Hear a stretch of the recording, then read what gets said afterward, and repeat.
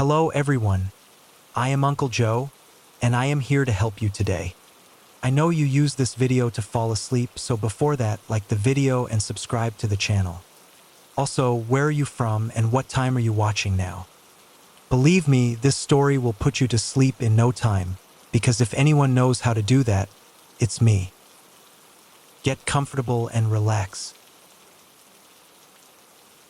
The headlights in my rearview mirror had lingered for hours, a steady presence on the desolate highway. At first, I paid them no mind, but as the sun sank beneath the horizon and shadows stretched across the barren landscape, an unsettling chill crept down my spine. The truck was drawing nearer.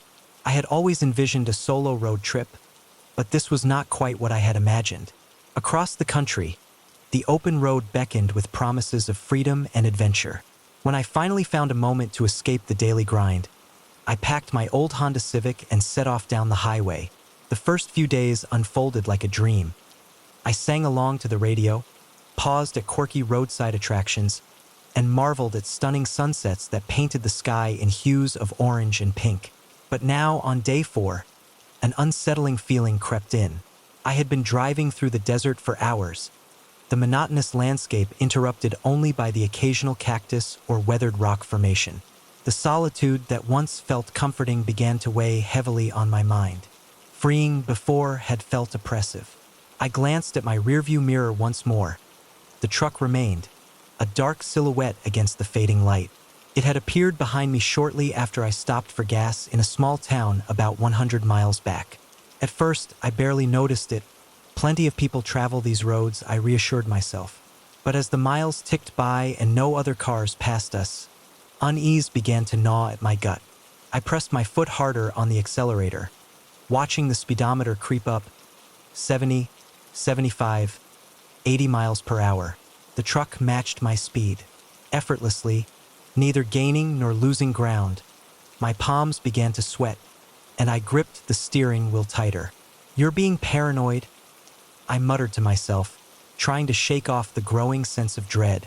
"It's just someone going the same way you are, that's all." But even as I said the words, I knew I didn't believe them. There was something deliberate in the way the truck maintained its distance, something predatory. I spotted a sign for an upcoming rest stop and made a split-second decision. Maybe I could lose it there. As I flicked on my turn signal and took the exit, my heart raced, and I glanced nervously at the rearview mirror. The truck was still there, following closely. The rest stop appeared to be little more than a parking lot, with a small building that housed restrooms and vending machines. A couple of semi-trucks were parked in the far corner, their drivers likely catching some sleep. I maneuvered into a spot near the building, bathed in the harsh glow of a flickering street light. The truck rumbled into the lot behind me, circling around before parking a few spaces away. I sat frozen in my seat, the engine humming softly, as the tension in the air thickened around me. As I sat idling, I noticed the driver's door swing open in my side mirror. A man emerged, tall and broad-shouldered, his form barely discernible in the dim light. Though I couldn't see his features, an unsettling sensation washed over me, as if his gaze was piercing through the darkness. He lingered for a moment, then began to stride toward my car. A wave of panic surged within me. Instinctively, I shifted the car into reverse and sped out of the parking spot, tires screeching against the asphalt. In my rearview mirror, I caught sight of the man breaking into a run, hastening back to his truck. I fled the rest stop, merging back onto the highway, my breath quickening with each passing moment. In the stillness of the night, the truck's engine erupted with a fierce roar behind me, its headlights piercing through the darkness as it began its relentless pursuit. A wave of panic washed over me, and I found myself whispering frantic prayers, urging my little Civic to push beyond its limits. The speedometer climbed steadily, inching past 90, then 100, yet the truck remained steadfast, looming larger in my rearview mirror. Questions swirled in my mind. What did this stranger want, and why were they so intent on following me? With trembling hands, I fumbled for my phone, desperately hoping for a signal, but of course, there was none. I was utterly alone in this desolate expanse. The truck drew nearer, its presence a looming shadow in the night. As I glanced into my rearview mirror, the grille of the truck loomed large, a dark silhouette behind the windshield. My car trembled beneath me as we soared past 110 miles per hour. Suddenly, the truck veered into the left lane, and a chill gripped my throat as it drew closer.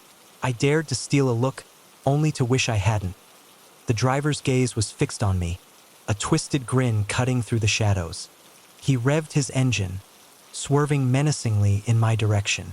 My heart raced as I jerked the wheel, narrowly avoiding the massive vehicle, my mind racing with dread as I searched for a way out.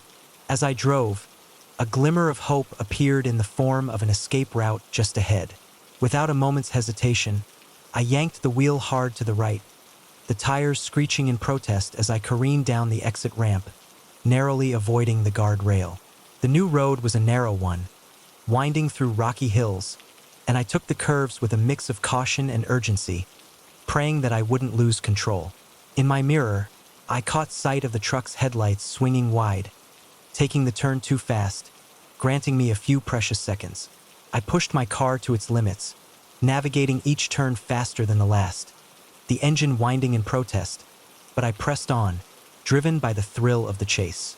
Time seemed to slip away as I raced forward, the trees blurring into a dark haze around me. The road stretched on, an unknown path that felt like a desperate escape from the looming danger behind. Minutes felt like hours, and just when hope flickered in my chest, I caught sight of lights ahead.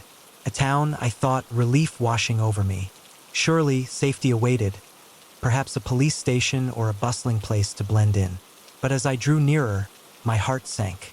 It wasn't a town at all, but a sprawling gated property, the sign flashing past too quickly for my eyes to decipher. As I neared the imposing factory, my heart raced, and I slammed on my brakes, skidding to a halt just shy of the heavy metal gates. To one side, a small guardhouse loomed, dark and empty, casting an eerie shadow. "No, no, no," I muttered, my eyes darting around in a frantic search for safety. The gate was my only hope, but how could I possibly get through? The distant roar of an engine spurred me into action. I leapt from my car and dashed toward the guardhouse, praying for a button, a switch, anything that might grant me passage. I barely reached the small structure, my pulse quickening with each step. As the headlights pierced the darkness, a powerful engine roared to life, echoing through the stillness of the night. The truck loomed closer, and in that suspended moment, a chilling realization washed over me. It was not going to stop. With a surge of instinct, I leaped aside, rolling into the safety of a ditch just as the truck collided with my unsuspecting Civic. The air was filled with the haunting symphony of crunching metal and shattering glass, the sheer force of the impact sending my car crashing against the gate, a stark reminder of the peril that had just unfolded.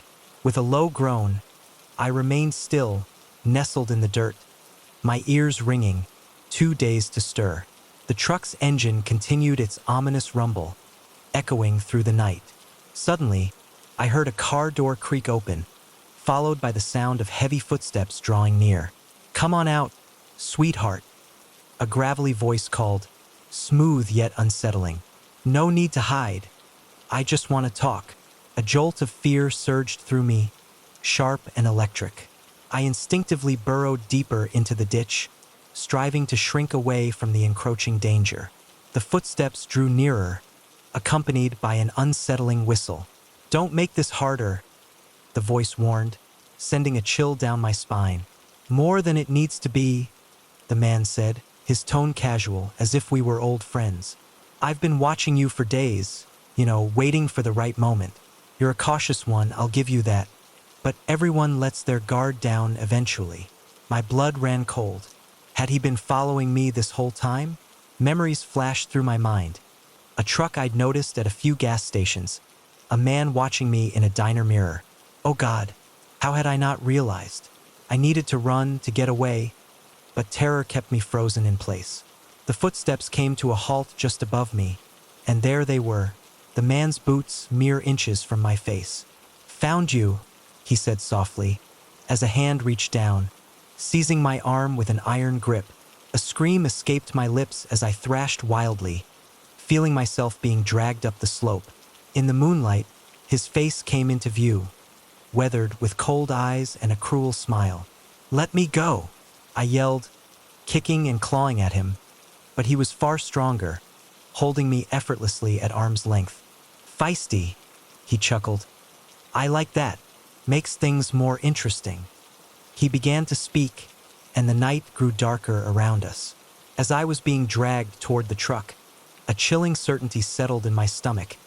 If he managed to get me inside, it would be the end. Desperation surged through me, granting me a strength I didn't know I possessed. I twisted in his grasp and bit down hard on his arm, feeling the rush of pain and surprise escape his lips. His grip loosened just enough for me to break free, and I ran, not toward Millbrook or the road, but toward the gate. My fingers fumbled against the cold metal bars, searching for a handhold, any means to climb over. Just as I managed to ascend a few feet, I felt hands clawing at my legs, trying to drag me back down into the darkness below. As I settled back, a rush of fierce satisfaction coursed through me when my foot struck something solid. The man let out a grunt of pain, and with adrenaline surging, I found myself climbing faster than I ever imagined possible. The barbed wire at the top of the fence bit into my hands, yet I hardly noticed. I hurled myself over the edge and landed hard on the other side, the impact knocking the breath from my lungs. There I lay, gasping, my ears straining for any hint of pursuit. But there was nothing. No footsteps, no engine revving. Only the sound of my own ragged breathing, slowly filling the silence. With great effort, I rose to my feet, the bars of the gate pressing against me. Through the shadows, I spotted the man by his truck, not pursuing, but merely observing with his chilling gaze. "Better run, little rabbit," he called, his voice reverberating through the stillness of the night. "I'll be seeing you again real soon." Then, he climbed into his truck, the tail lights fading into the enveloping darkness. I sank to my knees, trembling as the shock and terror washed over me. I was alive. I had escaped. Yet, the nightmare lingered, and as I sat there, bloodied and shaken, I knew it was far from over. Bruised on the wrong side of a fence in the middle of nowhere, one thought kept running through my mind. How long until he came back to finish what he'd started? The crunch of dead leaves under my boots was the only sound in the forest until I heard it. A distant, haunting whisper that made my blood run cold. I froze, straining my ears, but the whisper didn't come again, just the wind. I told myself it was nothing, but as I stood there alone in the deepening twilight, I couldn't shake the feeling that something was watching me from the shadows. There was a time when I cherished the thrill of hiking, the joy of exploring nature, and the challenge of pushing my limits. This particular trail in the Appalachians was meant to be my greatest adventure yet. A week-long solo trek through some of the most secluded wilderness on the East Coast. I had prepared for months, studying maps, upgrading my gear, and getting into the best shape of my life. Yet, what I had not anticipated was the soul-crushing loneliness that would envelop me. 3 days in, and I had not encountered another soul since leaving the trailhead. The isolation that had once seemed so appealing now weighed heavily on my heart. Now the atmosphere felt heavy, each snapping twig causing me to flinch, every shadow appearing to shift. I shook my head, attempting to dispel the anxious thoughts. "Get it together, Brandon," I murmured to myself. "You wanted solitude, remember?" Adjusting my backpack higher on my shoulders, I continued onward. The trail wound deeper into the forest, the trees growing thicker, obscuring the last remnants of daylight. I switched on my headlamp, its narrow beam barely piercing the encroaching gloom. That's when I noticed it, a flicker of light through the trees, so faint it barely registered. In the stillness of the night, I thought perhaps I had conjured it in my mind. I blinked, and for a fleeting moment, it vanished. But then there it was again, a warm yellow glow reminiscent of a candle flickering in a distant window. My heart quickened. A cabin stood before me, uncharted on any of my maps. The allure of shelter and the possibility of companionship beckoned me closer. I veered off the trail, pushing through the thick underbrush, drawn toward the light. As I approached, the cabin revealed itself, ancient and weathered. Its log walls bore the marks of time, a soft gray, while the roof sagged under the weight of countless seasons. Yet undeniably a light flickered within. As I stood before the window, it flickered like a candle flame, drawing me in with an unsettling allure. I approached with caution, the leaves crunching beneath my feet, each step echoing in the stillness. The porch creaked beneath my weight, a warning that sent a shiver down my spine. I raised my hand to knock, but hesitation gripped me. Something was amiss. The hairs on the back of my neck prickled, and that familiar sensation of being watched enveloped me, more intense than before. Despite my instincts urging me to retreat, I grasped the door handle. It turned with ease, and the door swung open, releasing a long, eerie creak into the night. "Hello," I called out, peering into the darkness within. Silence was my only reply, wrapping around me like a shroud. In a single room, dimly illuminated by a flickering lantern perched on a rickety table, dust cloaked every surface, and cobwebs draped lazily in the corners. It appeared as though no soul had graced this place in years. Yet, the lantern flickered with life, and beside it sat a steaming mug, exuding the rich aroma of coffee. A chill ran down my spine. Someone had been here, and not long ago. But where could they be now? Every instinct urged me to retreat, to follow the path back to safety. Yet, exhaustion and an insatiable curiosity tugged at my feet, compelling me to step inside, allowing my backpack to tumble softly to the floor. The aroma of coffee enveloped me, a welcome reprieve after days filled with only trail mix and protein bars. I grasped the mug, its warmth radiating into my chilled fingers. Surely just one sip wouldn't hurt, would it? As I lifted the mug to my lips, my gaze caught on a corkboard across the room, adorned with countless photographs. Each captured moment of hikers on the trail, yet in every single image, a shadowy figure lingered in the background, almost imperceptible unless one was truly searching. The mug slipped from my trembling hands, shattering on the floor. I stumbled back, my heart pounding so hard I thought it might burst from my chest. That's when I heard it. Footsteps, slow and deliberate, coming up the porch steps. Panic seized me. I looked around wildly for a place to hide, but the cabin was too small, too open. The footsteps drew closer, each creak of the porch boards like a gunshot in the silence. There was a small window on the far wall.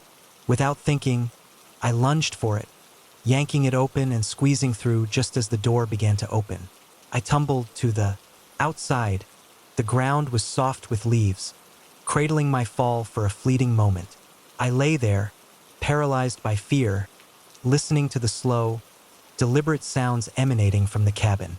Then, a voice, low and gravelly, slithered through the air, sending icy shivers down my spine. "I know you're out there," it whispered. "I can smell your fear."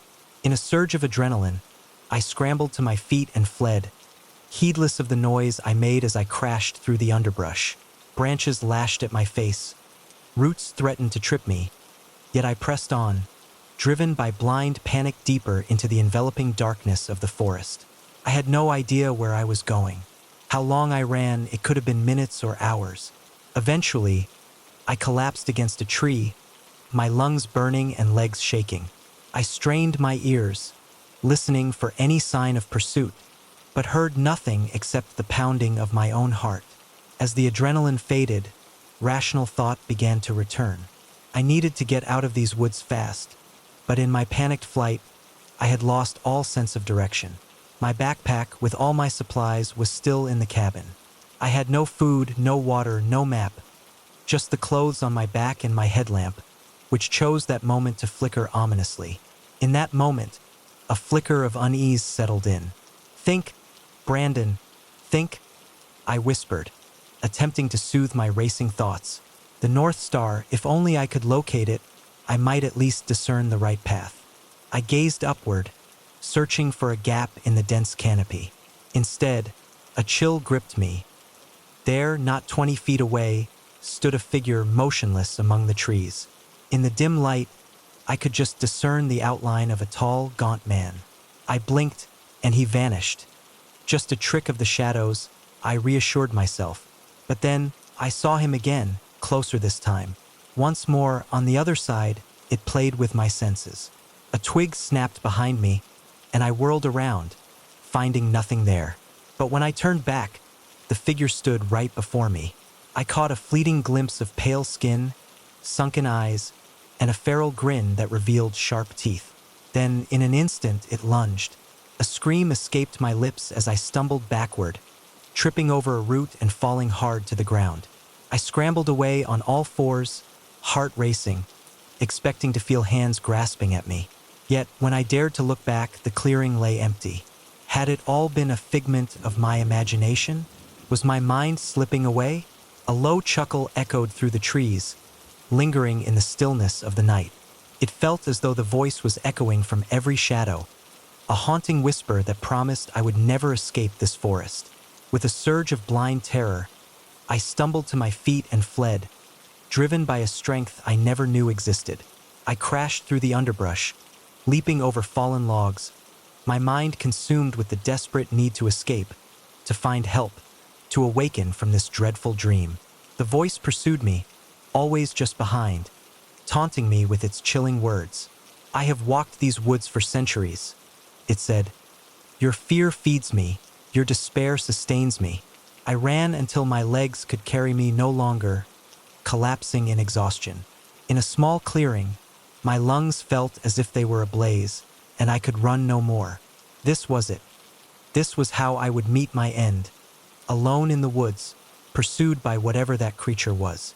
As I lay there, bracing for the inevitable, a new sound pierced the stillness of the night. A dog barking, followed by human voices calling out. A flashlight beam danced through the trees. "Hello?" I croaked, my voice hoarse. "Help? I'm over here." The voices drew nearer, and I could hear my name being called.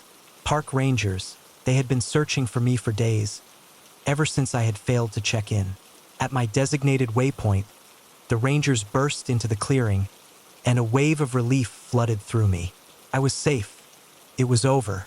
But as they helped me to my feet, I caught a glimpse of something that sent a chill down my spine. A pale face lingered in the shadows, those sunken eyes filled with hunger and rage.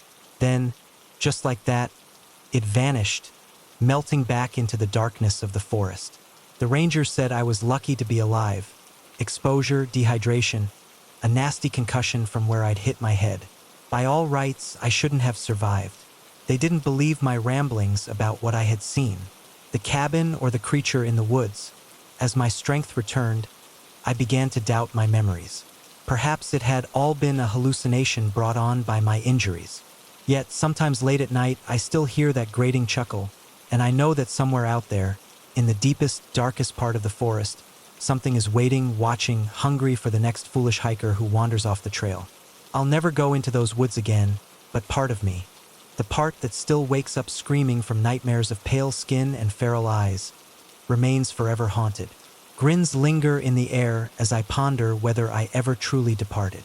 The moment I caught sight of his eyes in the rearview mirror, an unsettling realization washed over me. We had made a grave error.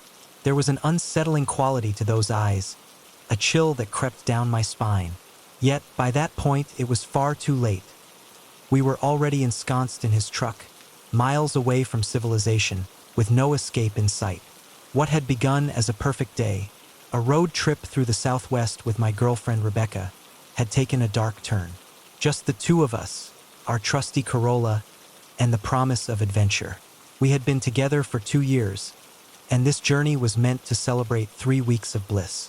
Freedom lingered in the air as we prepared to return to our everyday lives. But trouble was brewing somewhere in the heart of Nevada. We found ourselves on a desolate stretch of highway when an unsettling rattling noise began to emanate from our car.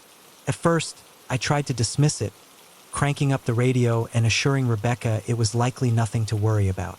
However, soon enough, smoke began to billow from beneath the hood.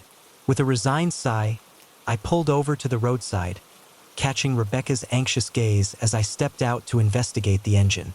Lifting the hood, I was instantly enveloped in a thick cloud of smoke. As the acrid smoke curled around us, I coughed and waved it away, peering into the depths of the engine. Though I wasn't a mechanic, the sight was unmistakable. Something had gone terribly wrong, with oil splattered everywhere. "What's wrong?" Rebecca asked, stepping closer. I shook my head, uncertainty hanging in the air. "I have no idea, but we're not going anywhere in this."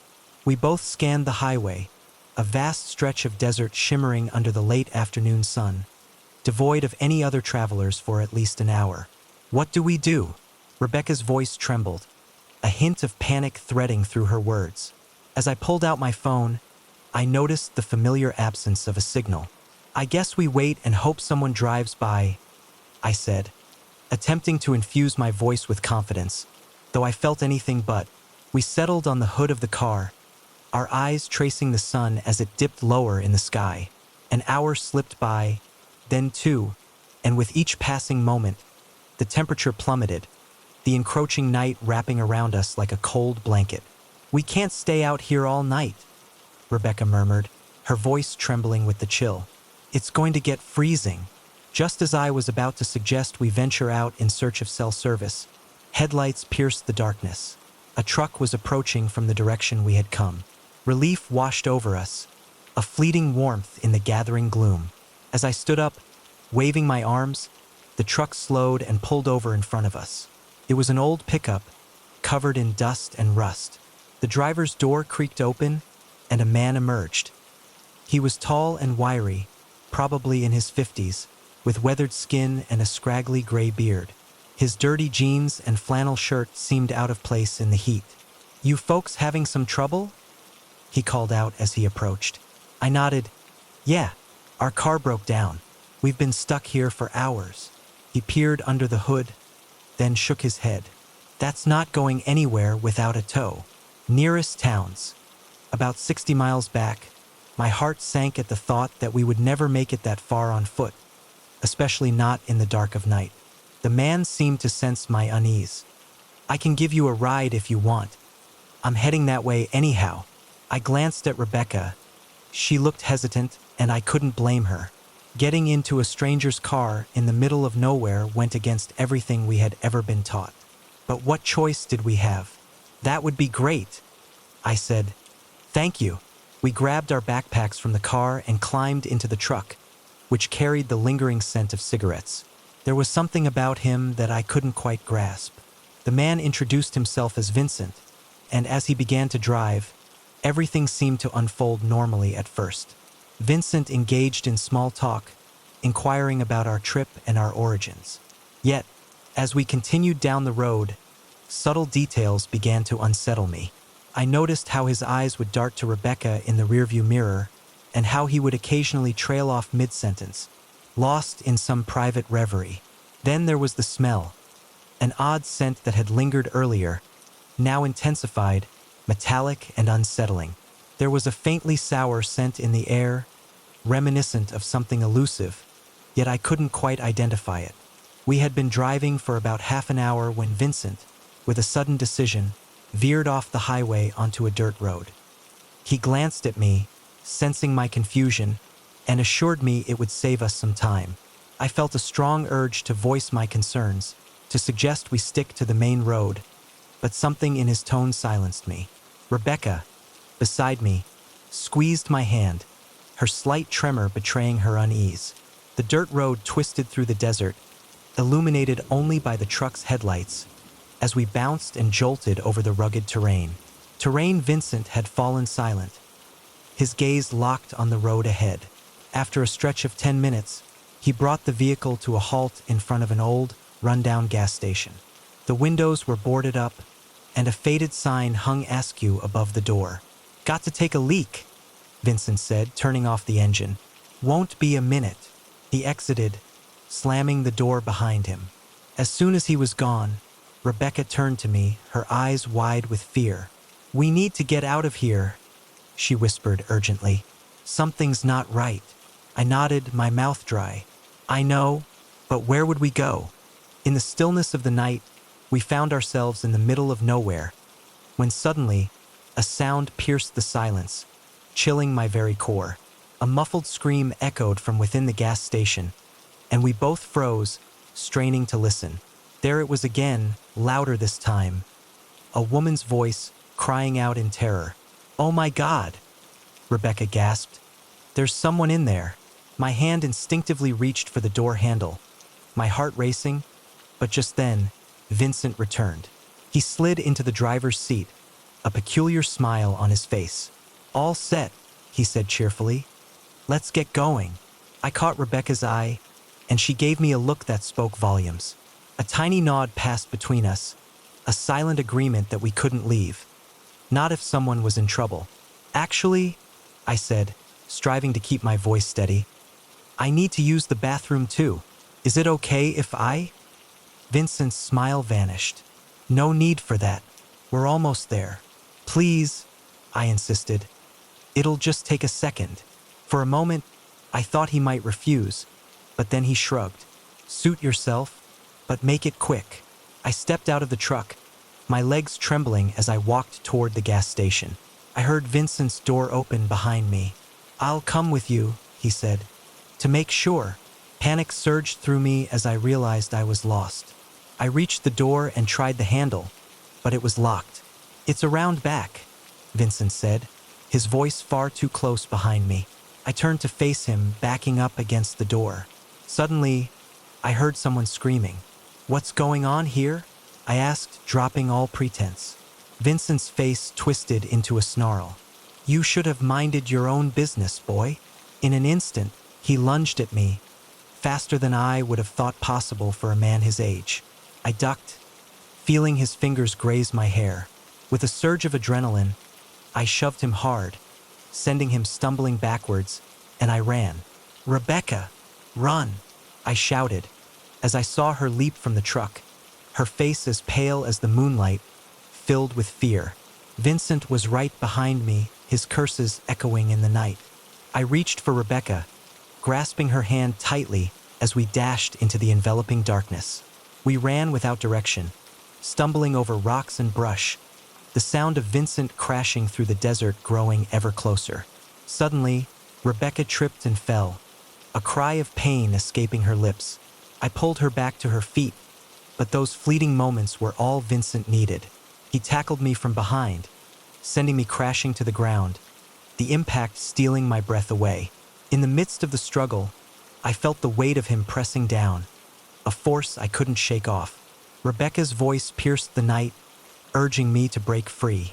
I watched in a daze as she seized a rock, her determination shining through the chaos, and brought it down with a fierce resolve upon Vincent's head. He let out a grunt, the sound echoing in the stillness, and rolled away from me. Gasping for breath, I scrambled to my feet, only to see Vincent rising, a trickle of blood marking his face like a dark omen. His words dripped with menace, a promise of retribution as he reached into his pocket, revealing a knife that caught the moonlight, its blade gleaming ominously as he approached. In that moment, time stretched, each heartbeat resonating in the night air, heavy with impending dread. I glanced around, my heart racing, searching for anything that might help us defend ourselves. That's when I noticed it, a glimmer of metal half hidden in the sand. Was it a pipe or perhaps a piece of rebar? I couldn't be sure, but it was something. I dove for it just as Vincent lunged at Rebecca. My fingers wrapped around the cold metal, and without a second thought, I swung. There was a sickening crunch as the pipe struck Vincent's skull, and he fell to the ground like a stone. For a moment, we stood there, breathless, as Vincent lay motionless at our feet. A wave of numbness washed over me, my mind struggling to process what had just happened. As I tried to process what had just happened, Rebecca's voice gently pulled me back to reality. "We need to go now," she urged. I nodded, still gripping the pipe tightly. "The gas station. We need to check." We approached the building with caution, the air thick with tension. The back door was secured with a heavy padlock, and with a surge of adrenaline, I smashed it open with the pipe, my hands trembling. Inside, the darkness enveloped us, musty and oppressive. We fumbled for a light switch, and as the fluorescent bulbs flickered to life, we were met with a sight that felt like a scene from a nightmare. The room was filled with cages, and within those cages lay things I won't dare to describe. Some tales are best left unspoken, yet we managed to send those figures away. From the gas station's ancient landline, we reached out for help, and soon enough, the police arrived, accompanied by ambulances and a whole entourage of FBI agents. They later revealed that Vincent had been a shadow in the area for years, and we had unwittingly stumbled upon something far more sinister than we could fathom. They hailed us as heroes, but in the quiet of my dreams, Vincent's cold eyes linger in the rearview mirror. The metallic, sour scent still haunts me, and I can't help but ponder how many other Vincents might be lurking along the desolate highways, waiting in the darkness. As we waited for the inevitable breakdown of a car, Rebecca and I found ourselves reflecting on the road trips we no longer took. Some paths, once traveled, leave an indelible mark, and the darkness around us felt all-consuming, almost stifling. I could hear the ragged rhythm of my own breath, the relentless thump of my heart, and then, slicing through the stillness like a sharp blade, came the unmistakable sound of someone attempting to pick the lock on my front door. Thunderstorms had always captivated me. The sheer force of nature, the way the world seemed to pause, holding its breath in anticipation. Yet this storm was unlike any I had known. It had rolled in with an unsettling presence. In a sudden turn, the storm unleashed its fierce and unrelenting fury, casting the entire city into darkness. At first, I felt little concern. Power outages were common during such tempests. I lit some candles, retrieved my emergency radio, and prepared to wait it out. The battery-operated radio crackled with updates, informing me that the storm had severed power to most of the city, and it could be hours before it returned. As the evening stretched on, an unsettling feeling began to creep in, the silence around me becoming increasingly oppressive, broken only by the occasional flicker of candlelight. Only by the occasional rumble of thunder did I feel the presence of the outside world. I lived alone in a small apartment on the third floor of an old building. Usually, I could hear my neighbors and the hum of traffic from the street below, but now there was nothing. I tried calling my sister, but the cell networks were down too. Cut off from the world, I felt incredibly alone. It was nearing midnight when I heard it, a faint scratching sound coming from my front door. At first, I thought it might be my neighbor's cat, which sometimes wandered the hallways, scratching at doors creaked softly, drawing my attention. But as I listened more closely, I sensed something unsettling. This sound was different, deliberate, methodical. Someone was attempting to kick my lock. A chill gripped me, icy tendrils wrapping around my heart. I stood frozen, straining to hear. The scratching continued, punctuated by the faint click of metal on metal. My mind raced. Who would dare to break in during a blackout? Perhaps an opportunistic burglar, thinking the house was empty, or something far more sinister. I glanced around, searching frantically for a weapon, cursing myself for never having bought that baseball bat. My sister had suggested that the best I could find was a heavy flashlight, which I gripped tightly, my palms slick with sweat. The scratching stopped for a moment, and then there was silence, followed by a soft click, the sound of my lock disengaging. Panic surged through me. I had to do something, had to stop them from getting in. On shaking legs, I crept towards the door. If I could just engage the chain lock, maybe they'd give up and go away. I reached for the chain, my fingers fumbling in the dark. Just as I was about to slide it into place, the door began to open. Time seemed to stretch, holding its breath in the stillness of the night. To slow down, I saw a hand appear in the gap, pale and thin. Without thinking, I slammed the door as hard as I could. There was a sickening crunch and a howl of pain. The hand disappeared, and I heard a thud as someone fell back into the hallway. Adrenaline coursing through me, I slammed the door shut and engaged every lock. Then I backed away, brandishing my flashlight like a club. "I've called the police," I shouted, hoping my voice didn't betray my terror. "They're on their way right now." It was a lie, of course. With the phones down, there was no help coming. There was a way to call for help, but perhaps it would suffice to frighten them away for just a moment. A heavy silence enveloped the air, and then a voice emerged from the other side of the door, low, raspy, and brimming with barely contained rage. "You shouldn't have done that." The words slithered into my ears, sending a chill racing down my spine. This was no random burglar. This person, whoever they were, had come for me specifically. I heard movement in the hallway, the sound of someone rising to their feet, followed by a thud against my door, hard enough to make it shudder in its frame. They were attempting to break it down. I stepped back, my heart pounding, contemplating the fire escape. If only I could reach the window, I could make my way down to the street. A thud echoed, louder this time, as the wood of the door creaked with a foreboding sound. I turned and dashed toward the bedroom, where the fire escape awaited. Behind me, the splintering of wood signaled their approach. I reached the window and yanked it open, the cold rain striking my face. I climbed out onto the metal grating of the fire escape, the wind pushing against me as I began my descent. One floor down, then two. My foot slipped on the slick metal and as I nearly lost my footing, I grasped the railing tightly, my heart racing. A sudden flash of lightning lit up the world for just an instant, and there, peering down at me from my bedroom window, stood a figure, tall and gaunt, with eyes that seemed to glow in the enveloping darkness. In a rush of fear, I hurried down the last flight of stairs and leaped into the alley below, pain shooting through my ankles upon landing. But there was no time to linger. I ran. The rain poured down in sheets, drenching me to the bone as I stumbled through the shadowy streets, directionless, driven only by the need to escape. Away, I don't know how long I ran. Eventually, I found myself in a part of the city I didn't recognize.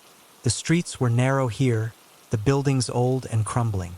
I slowed to a walk, gasping for breath, trying to get my bearings. That's when I saw the church.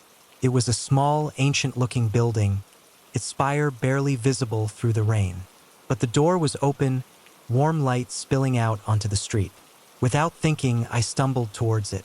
As I got closer, I could hear singing, a hymn soft and comforting. I reached the doorway and, as I collapsed to my knees, weariness enveloped me like a heavy fog. An elderly woman, clad in a nun's habit, appeared before me, concern etched deeply on her gentle face. "My child," she said softly, helping me to my feet. "What has happened to you?" I struggled to find the words, but they eluded me, and I simply shook my head, tears mingling with the rain that fell upon my cheeks. She guided me inside, to a small room just off the main chapel. It was then I noticed others, people huddled on cots and chairs, their voices low and murmuring, fellow refugees from the storm. The nun, Sister Mary, introduced herself and offered me a warm blanket and a comforting cup of hot tea. As the warmth seeped back into my body, I found myself sharing the tale of the break-in, the chase through the city, and the terrifying figure I had encountered. She listened with patience, her expression solemn. When I finished, a silence enveloped us for a long moment. "You're safe here," she finally said. "This is holy ground. No evil can enter." I wanted to embrace her words, yet as I glanced around at the flickering candles and the shadows that danced upon the walls, an unsettling feeling lingered. Was anywhere truly safe? As the night deepened, I drifted into a light slumber, awakening with a start at every faint sound. I found Sister Mary by my side, softly murmuring words of comfort. As dawn broke, the storm began to ease, and one by one, the other refugees departed, returning to their homes and lives. Yet I remained unable to move. Sister Mary seemed to sense my hesitation. She brought me more tea and sat with me as the morning light gradually filled the room. "What am I going to do?" I asked, my voice barely a whisper. She took my hand in hers, her skin soft and fragile. "You survived," she said gently. "That's the first step. Step now, you heal." I nodded, not trusting myself to speak. As I sat there in that small room, filled with the scent of incense and old stone, I felt something I hadn't felt in hours. Hope. The police arrived later that morning, taking my statement and promising to investigate. Yet I could see the doubt in their eyes. With no evidence and no witnesses, it was just another strange story in a city brimming with them. I couldn't return to my apartment. The thought of those eyes, that voice, was too much to bear. Sister Mary helped me find a shelter, somewhere I could feel safe. As I lingered, contemplating my next steps, she approached me at the church's threshold. With a soft smile, she placed something in my palm, a small silver cross on a delicate chain. "For protection," she whispered gently.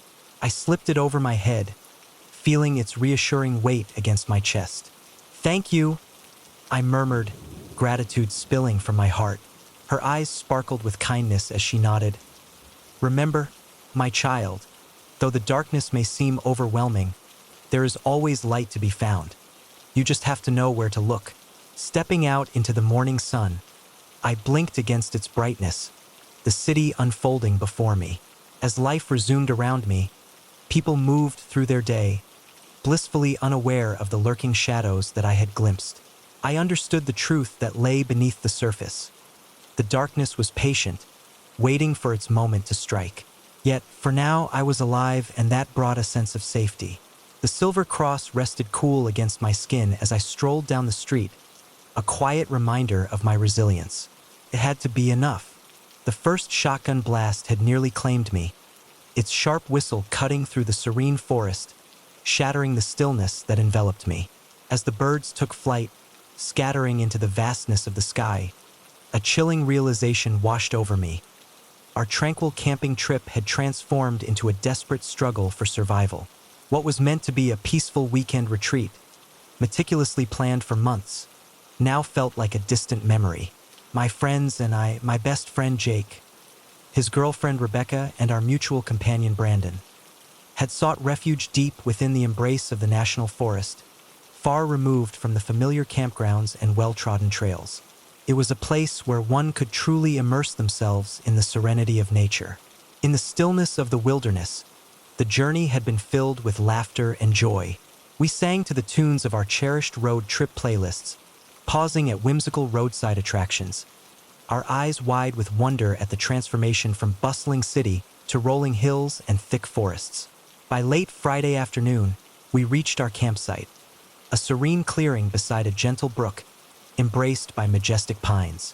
We pitched our tents, collected firewood, and prepared for what we believed would be a tranquil night beneath the vast, twinkling sky. Our first night unfolded just as we had envisioned. We gathered around the fire, roasting marshmallows, sharing ghost stories, and indulging in late-night conversations filled with laughter. The air was crisp and clean, alive with the sounds of crickets and the distant hoot of an owl. I felt a wave of gratitude wash over me, realizing how fortunate we were to have discovered such an untouched piece of paradise. As Saturday morning dawned, we awoke early, eager to embark on our explorations. After a quick breakfast of instant oatmeal and camp coffee, we set off on a hike. The trail was rugged and overgrown, a clear sign of its infrequent use, yet this only deepened the sense of adventure that awaited us. Our adventure took us deep into the woods, where we spent hours marveling at hidden waterfalls and spotting wildlife. Yet, as we made our way back to camp, an unsettling feeling began to creep in. I sensed it first, a stillness in the air, as if the forest was holding its breath. The birds had fallen silent, and even the wind seemed to have stilled. "Guys," I said, halting in my tracks, "do you hear that?" Jake looked at me, puzzled. "Hear what exactly?" he asked. "Nothing," I replied. "It's too quiet." Just then, as if on cue, a twig snapped somewhere in the underbrush. We all whirled toward the sound, but there was nothing there. Nothing there, just shadows and leaves. "It's probably just a deer," Rebecca said, though her voice carried a hint of tension. We quickened our pace, eager to return to the relative safety of our campsite. As we walked, an unsettling feeling lingered, as if unseen eyes were upon us. Every rustle of leaves, every flicker of shadow, seemed to conceal hidden dangers. We burst into our clearing, half expecting to find our camp ransacked by bears or other wildlife, but everything was just as we had left it. A collective sigh of relief escaped our lips. "See," Brandon said. With a forced laugh, we tried to shake off our worries, but our relief was fleeting. As we began to prepare dinner, a distant sound caught our attention. The rumble of an engine grew louder, mingling with the crunch of tires on gravel. Someone was making their way down the old logging road toward our campsite. Suddenly, a battered pickup truck burst into the clearing, skidding to a halt in a cloud of dust. 3 men emerged, all burly and bearded, clad in dirty flannel shirts and camo pants. They looked as if they had stepped right out of a chilling tale, and my heart began to race. My stomach dropped as I sensed the trouble looming ahead. The oldest of the 3, a grizzled man with a scar running down his cheek, stepped forward with a slow drawl. Well, he began. "What do we have here?" Jake, ever the diplomat, attempted to ease the tension. "Hey there," he said, forcing a smile. "We're just camping for the weekend. Is this your land? We didn't mean to trespass if it is." The man's eyes narrowed, and he replied, "This ain't your land, city boy. This here's our hunting grounds. Has been for generations." I glanced at the others, feeling the weight of the moment settle around us. As I gazed into their eyes, I felt my own fear mirrored back at me. We were far from civilization, devoid of any cell service, and if these men chose to stir up trouble, there would be no one to come to our aid. "We're sorry," Rebecca said, her voice trembling ever so slightly. "We can leave if you want." The man pondered this for a moment before shaking his head. "Nah, you folks ain't going nowhere. Not till we decide what to do with you." It was then that I noticed the rifles each man had slung over their shoulders, and the leader ominously held a shotgun in his grasp. As I looked at his hands, a chill crept through me, revealing the gravity of our predicament. The hours that followed unfolded like a haunting tale, each moment steeped in dread. The men forced us to gather around the flickering campfire while they rummaged through our tents, indulging in our provisions and drinks. Their laughter was laced with mockery, each crude jest accompanied by veiled threats that hung in the air like a heavy fog. I noticed Jake, his anger simmering just beneath the surface, fists clenched tightly at his sides. I silently hoped he would refrain from acting on his fury. As darkness enveloped the night, the atmosphere shifted. The men's voices grew louder, their arguments escalating into a tempest of aggression. I caught a glimpse of the turmoil brewing among them, a foreboding sign of what might come next. In the dim light of the flickering fire, fragments of their conversation drifted through the air, hinting at a lesson to be learned and an example to be made. It was then that a chill settled in my bones, and I knew we had to escape. I caught Jake's eye, a silent understanding passing between us as I nodded toward the shadowy woods. He whispered urgently to Rebecca and Brandon, and we all held our breath, poised for the moment to flee. That moment arrived when the youngest of the men wandered away from the fire, seeking a moment of solitude. Seizing the opportunity, we dashed into the darkness, the underbrush clawing at us as we ran, the echoes of shouts chasing us into the night. In the midst of a tempest of emotions, a sound emerged that would linger in my mind long after the night had passed, the thunderous boom of a shotgun. The blast narrowly missed us, the wind of its passage brushing against my skin, while the pellets whizzed through the leaves, mere inches from my head. We pushed ourselves to run faster, adrenaline coursing through our veins, as the men pursued us, crashing through the underbrush like wild beasts. Their shouts echoed in the night, filled with a primal rage and a thirst for blood. Another shot pierced the air, followed by yet another, as they fired blindly into the darkness, hoping to strike us by mere chance. We ran, driven by a fear that felt all-consuming. For what felt like hours, our lungs burned and our legs trembled with exhaustion. The sounds of pursuit faded, then vanished entirely, yet we continued to run, too frightened to stop. Eventually, we could go no further and collapsed in a small gully, gasping for breath. For a long time, silence enveloped us as we lay there, straining to hear any sign that we had been followed. "What do we do now?" Rebecca whispered, her voice barely breaking the stillness. I glanced around at my friends, noting the fear etched in their eyes. We were lost in the wilderness, with no clear path ahead. We had no supplies, no phones, and no clear direction to safety. Somewhere in the shadows, 3 armed and furious men were on our trail. "We keep moving," I said, trying to infuse my voice with a confidence I didn't truly feel. "If we head downhill, we'll eventually find a road or a town." The night stretched on, long and terrifying. As we stumbled through the darkness, flinching at every sound, each rustle of leaves or distant echo sending chills down our spines. We were convinced that at any moment, we would hear the roar of an engine or the crack of a rifle. By dawn, we were utterly exhausted, dehydrated, and marked with scratches and bruises. Yet somehow, we were still alive. As the sun rose, casting gentle hues of pink and gold across the sky, we were greeted by a sound that filled our hearts with hope, the distant hum of cars on a highway. Initially, the police regarded our tale with skepticism, but their doubts faded when they examined our campsite. There, scattered about, lay remnants of our unwelcome visitors. Beer cans, cigarette butts, and spent shotgun shells. A manhunt was set in motion, yet, to my knowledge, those men who haunted our night were never apprehended.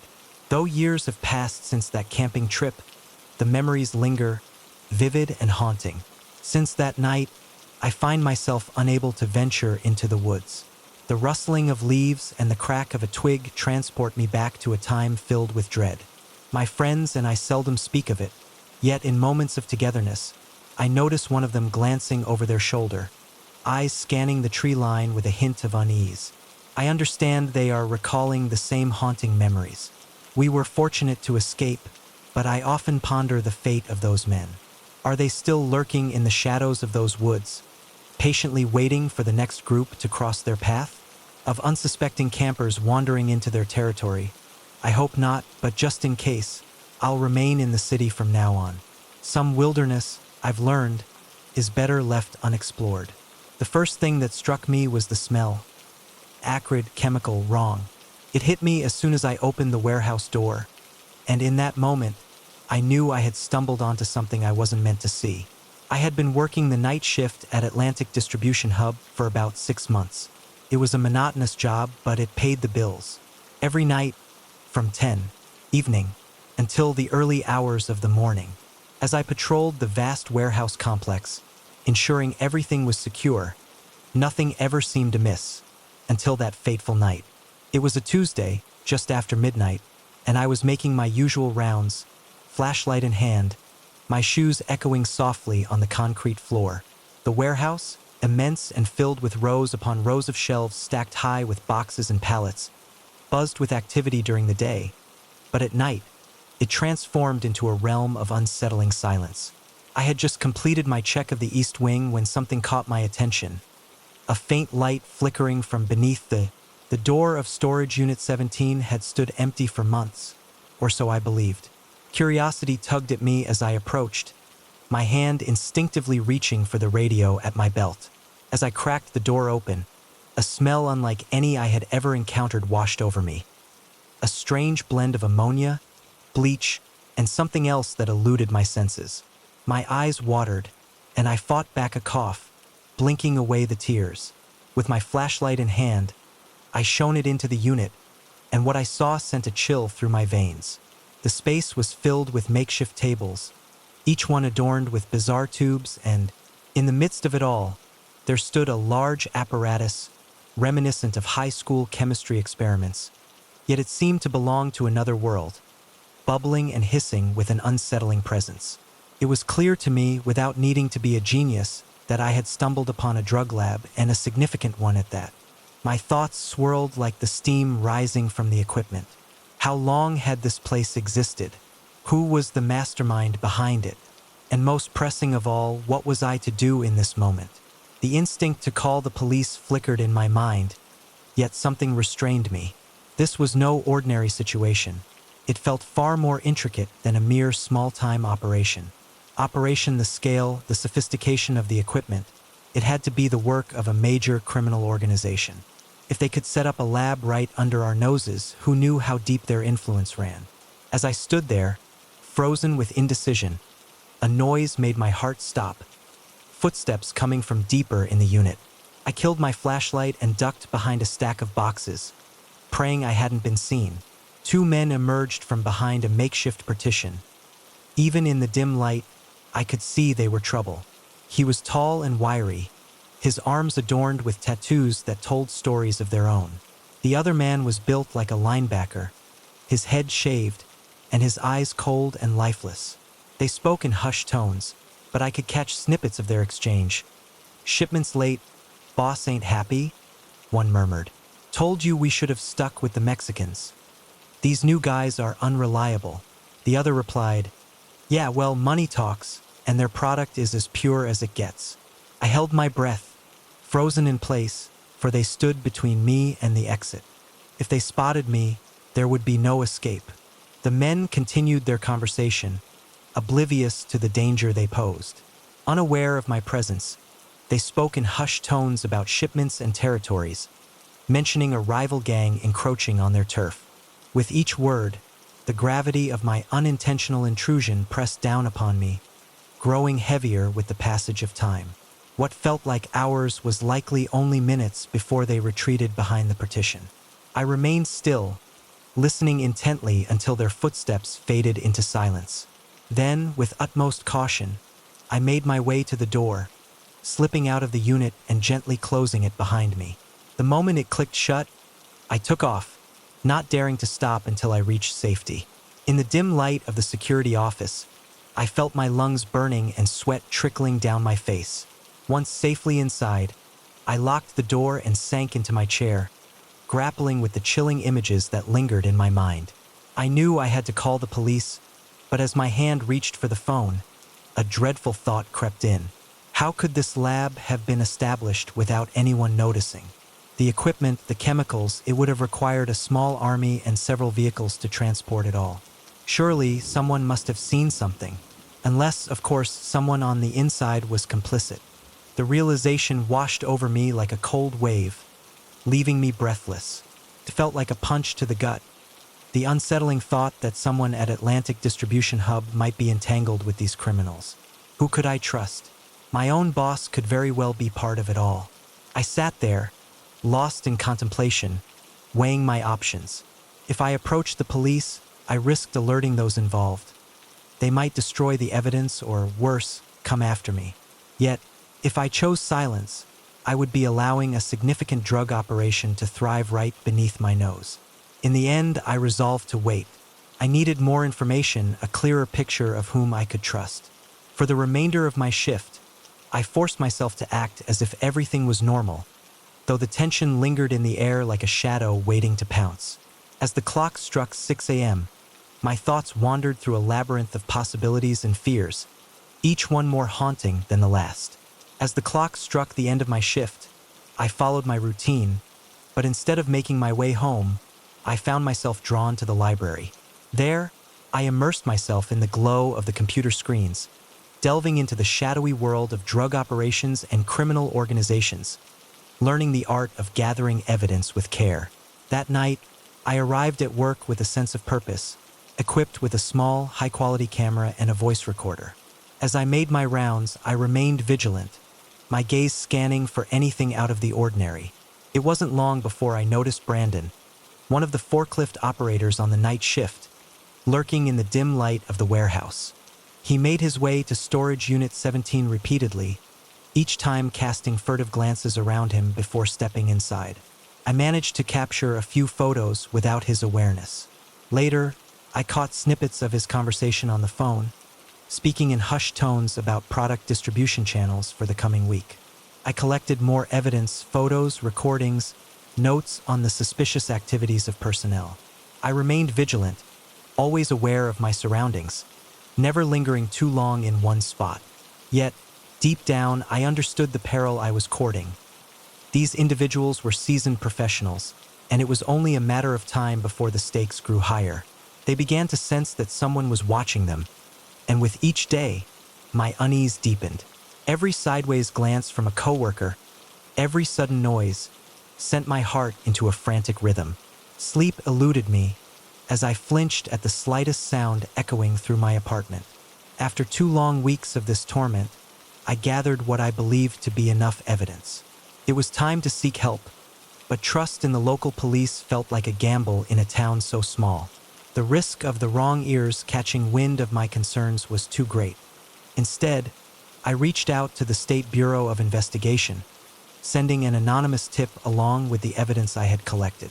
As I gathered my thoughts, each day felt like a nerve-wracking ordeal, filled with the uncertainty of whether today would be the day they would act or the day I would be discovered.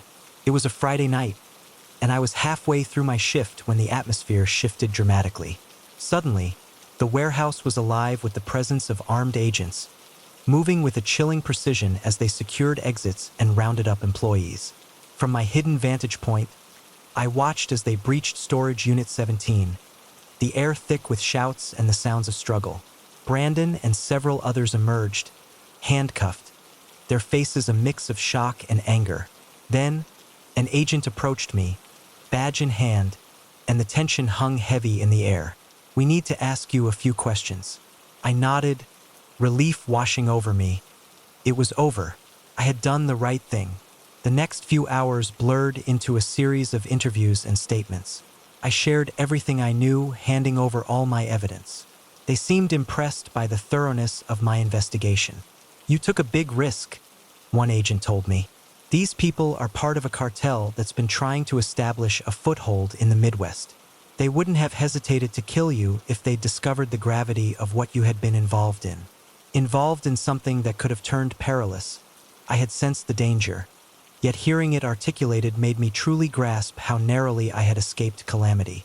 Ultimately, my testimony contributed to dismantling not only the lab but also a considerable segment of the cartel's operations in the Midwest. The agent informed me that I had likely saved lives, thwarting an unknown number of kilos of drugs from reaching the streets. Instead of pride, a wave of exhaustion and fear washed over me. The State Bureau extended an offer of witness protection, a new name, a fresh start in a distant place. Part of me, I found myself grappling with the notion of returning to my former life, a thought that felt almost impossible to embrace. Yet, deep down, I understood the reality. The cartel would not forget, and their pursuit would be relentless. So I acquiesced, leaving behind all that was familiar and dear to me. The journey of starting anew was fraught with challenges, and there were moments when nostalgia for my past life washed over me like a tide. But then memories of that fateful night in the warehouse would surface, the pungent odor, the ominous bubbling of chemicals. I would reflect on the potential devastation caused by the drugs manufactured in that place, and a sense of clarity would emerge. In those moments, I knew I had chosen the right path. The right thing often comes with a price that, in the end, feels worth paying. I reside in a quaint town on the West Coast, where I found a new job and made new friends. To them, I'm just another face in the crowd, blissfully unaware of the shadows of my past, the night that altered everything. Yet, there are moments when a certain scent drifts on the wind, sharp and chemical, and I'm transported back to that warehouse, where memories linger. It's in those moments that I recall the truth. The most perilous threats often lie hidden in plain sight. The instant I met their gaze, a chilling realization washed over me. I had made a grave mistake, one that left me feeling cold and empty. In that moment, a chill settled over me, for I understood that the friendly faces I had encountered were mere masks, hiding something far more sinister. I found myself ensnared in their village with no escape in sight. It all began so innocently, a backpacking adventure through Europe, a dream nurtured since my college days. 3 months of unbridled freedom awaited me before I would have to step back into the confines of the corporate world. I had been reveling in the joy of exploration, moving from one vibrant city to another, immersing myself in the rich tapestry of culture. History, with its vibrant pulse, can sometimes feel overwhelming. After weeks spent in bustling hostels and throngs of tourists at famous attractions, I found myself yearning for something different, something more serene. It was then that I encountered Patricia and Eleanor at a quaint cafe in Prague. They were an older couple, likely in their 60s, their faces etched with stories and their smiles radiating warmth. As we conversed, they painted a picture of their village in the countryside, describing it in such a way that it felt like a slice of paradise. Charming houses, rolling hills, and a simpler way of life, untouched by the rush of modernity. "There's a world you should visit," Eleanor said, her eyes twinkling with excitement. "We don't get many tourists. It would be a real Czech experience." It sounded perfect, a chance to see the authentic Czech Republic, far from the usual tourist traps. When they offered me a ride, I didn't hesitate. The drive took several hours, leading us deeper and deeper into the countryside. The landscape transformed, becoming more rural and rugged. We passed through small towns, then found ourselves surrounded by nothing but forests and fields. About an hour in, I lost cell service, but I wasn't concerned. I was too captivated by the journey ahead. As we journeyed onward, a sense of anticipation filled the air. Patricia and Eleanor shared tales of their village, weaving together its rich history and cherished traditions. Their voices carried a warmth and affection for their home that stirred my own excitement to witness it firsthand. The sun dipped low in the sky as we arrived, and the scene before me was a dream come to life. Picturesque houses adorned with red-tiled roofs, a quaint square cradling a centuries-old church, chickens wandering freely in the yards, and the comforting aroma of wood smoke wafting through the air. Patricia and Eleanor welcomed me into the heart of the village, introducing me to the locals who were gathered nearby. Everyone appeared warm and inviting, ushering me into the village's sole guest house, a charming structure reminiscent of a fairy tale. That first evening, I shared a meal with Patricia and Eleanor at the local pub, where the hearty food and excellent beer complemented the lively ambience. Villagers approached our table, intrigued by the American visitor, eager to inquire about my travels and life back home. As the night unfolded, I felt a sense of gentle attention, as if I were a minor celebrity in this quaint setting. The beer flowed freely, and I found myself making a promise to linger for a few days. Why not? I had the time, and this felt like the genuine experience I had been seeking. The next morning, I awoke feeling refreshed and eager to explore.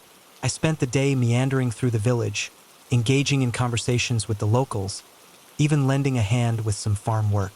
Everyone was so warm, so willing to share their way of life with me. Yet, as the day wore on, I began to notice subtle oddities. The way conversations would halt suddenly, leaving an unsettling silence in their wake. As I wandered closer to the villagers, I noticed the furtive glances they exchanged, and there was something unsettling about their smiles, which seemed to lack warmth. I tried to dismiss these feelings, convincing myself that I was merely being paranoid. After all, these people had welcomed me with open arms. Surely it was just culture shock. That night, the village square came alive with a festival. Music, dancing, and plenty of that excellent beer. I allowed myself to be swept up in the merriment, pushing my unease aside, until as I attempted to make my exit, an unsettling realization washed over me. "Leave," Patricia said, his smile unwavering. "But you've only just arrived. You must stay longer." I chuckled lightly, brushing it off, claiming I would love to, but I had a schedule to keep. That's when I noticed it. A fleeting flash of something cold and hard in his eyes. It vanished as quickly as it appeared, replaced by his familiar warm demeanor, yet it sent a shiver down my spine. "I insist," he said, his grip on my arm tightening just a touch too much. "We have so much more to show you." I glanced around, suddenly aware of the unsettling atmosphere that surrounded us. As the villagers encircled us, their faces wore smiles that seemed warm, yet their eyes, oh, those eyes, held a gaze that chilled me to the bone. It was a hunger, a longing that made my heart race. I fumbled for words, offering an excuse before retreating to the guest house, my pulse quickening with a sense of foreboding.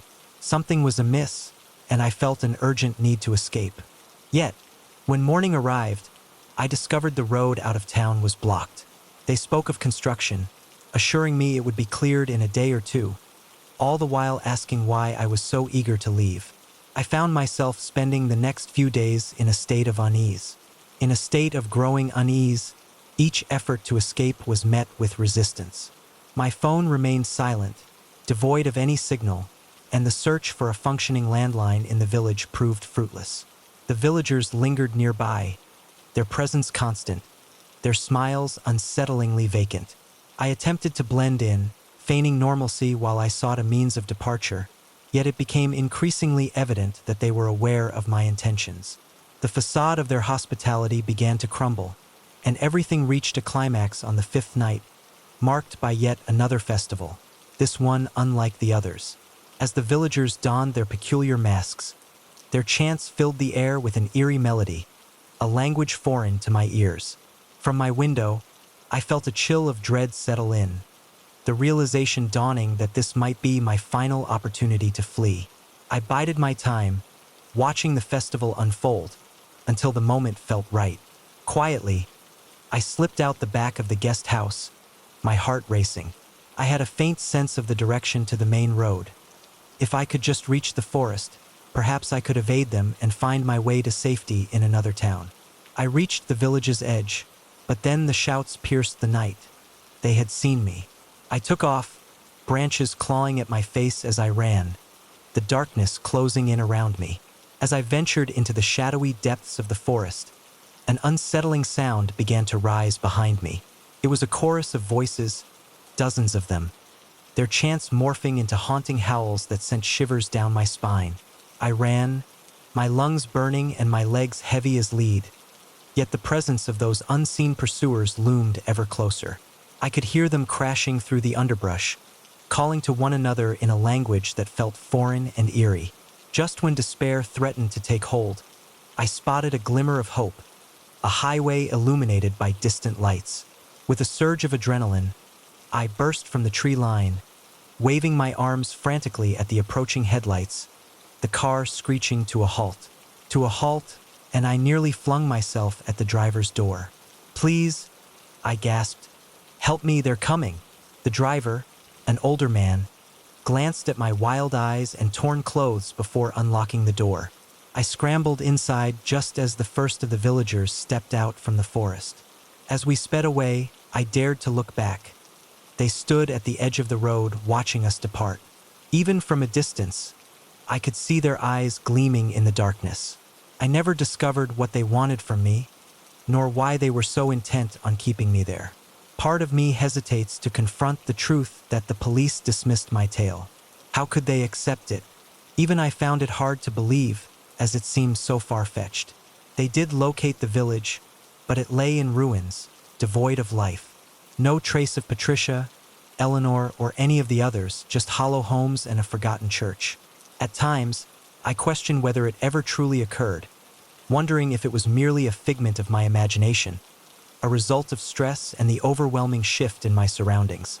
Yet, every now and then, I catch sight of someone on the street, perhaps an elderly couple with weathered faces and gentle smiles, and in that fleeting moment, those familiar eyes return to haunt me. Cold, empty, hungry. I recall that sometimes the most perilous places are those that appear the most inviting. Evil can don a friendly guise, and some villages are best left undiscovered. My travels have dwindled. The world now feels smaller, darker.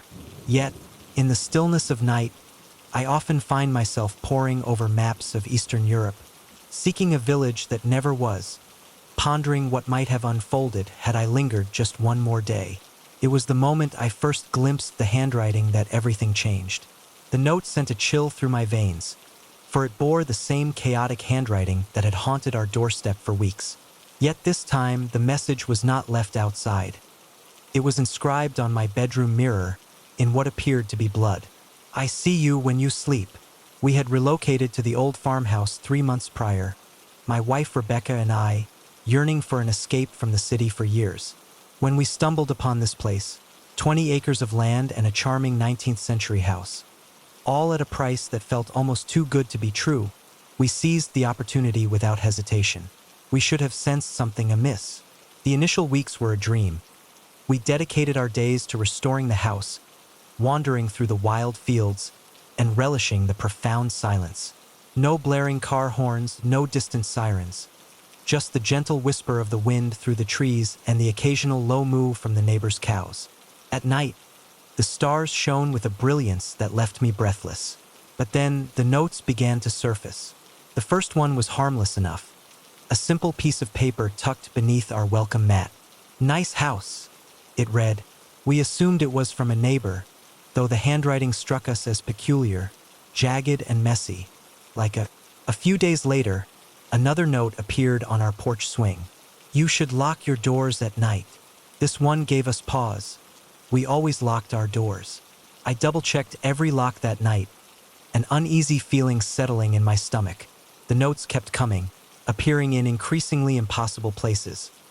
Under a flower pot on our second-story balcony, pinned to a tree at the far end of our property, tucked into the frame of our bedroom window on the inside. Each message was more disturbing than the last. "I like watching you. Your wife looks..." She looked so peaceful in her slumber. We decided to call the police, and they arrived promptly to take a report. However, they found no evidence. No fingerprints, no footprints, and no indication of how anyone could have entered our locked home. They dismissed it as a prank and suggested we install security cameras. We took their advice, but I went further. I acquired every security device available: cameras, motion sensors, alarms on every door and window. I even set up floodlights that illuminated every corner of our property. In a moment of unease, I purchased a gun, something I had always been against, but the circumstances had changed. Fear has a curious way of shifting our beliefs. For a time, it felt as though the tension had eased.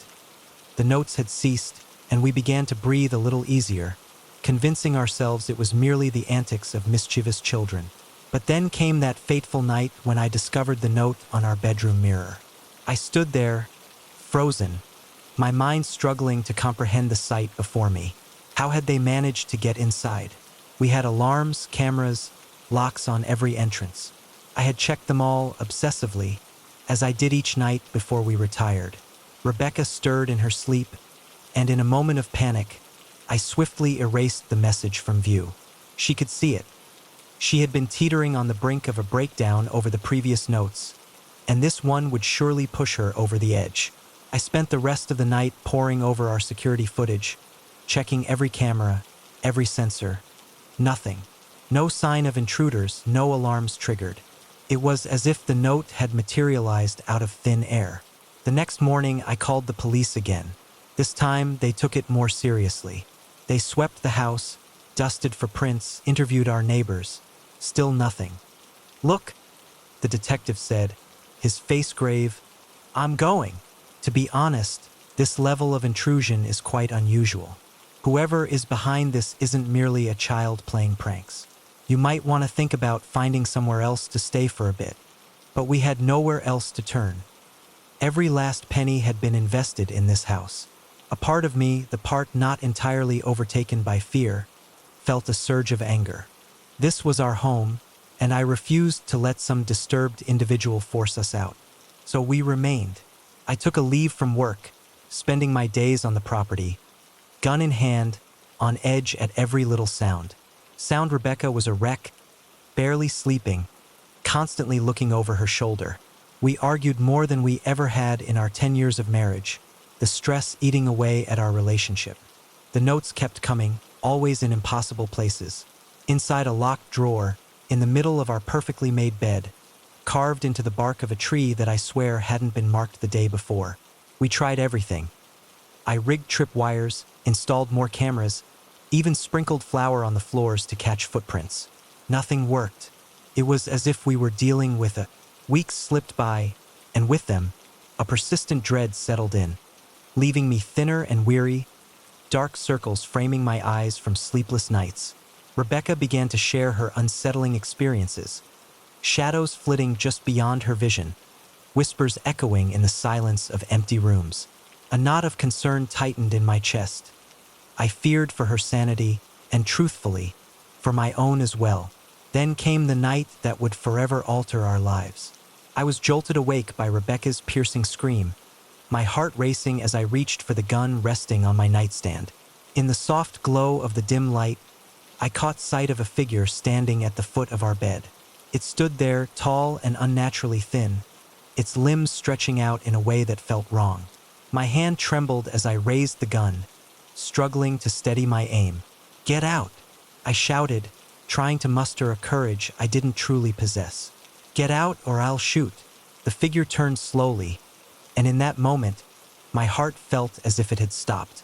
Its face, its face, was unlike anything I had ever encountered. The skin was pale, almost translucent, stretched tightly over a long, elongated skull. Its eyes were too large, too black, and its mouth, a lipless gash, split its face in a grotesque mockery of a smile. The gunshot echoed through the small room, a sound that seemed to linger in the air. The figure jerked as the bullet struck, yet it did not fall. Instead, it let out a chilling laugh, a high keening that sent shivers down my spine. In an instant, it was upon me, moving with a speed that defied belief. I felt claws, yes, claws, raking across my chest. A scream escaped my lips as I fired wildly, but it was as if I were trying to shoot at smoke. Rebecca's screams faded into the background, distant and muffled, while everything else became a blur, save for the pain and those dreadful black eyes locked onto mine. I lost track of time as the attack unfolded, each moment stretching into what felt like an eternity. It must have been only moments when the weight lifted, and I blinked, striving to clear my vision. There it stood by the window, a dark silhouette against the night sky. It turned to look at us one last time, and I could have sworn I saw a smile before it vanished. Moving so swiftly, it seemed to dissolve into the shadows.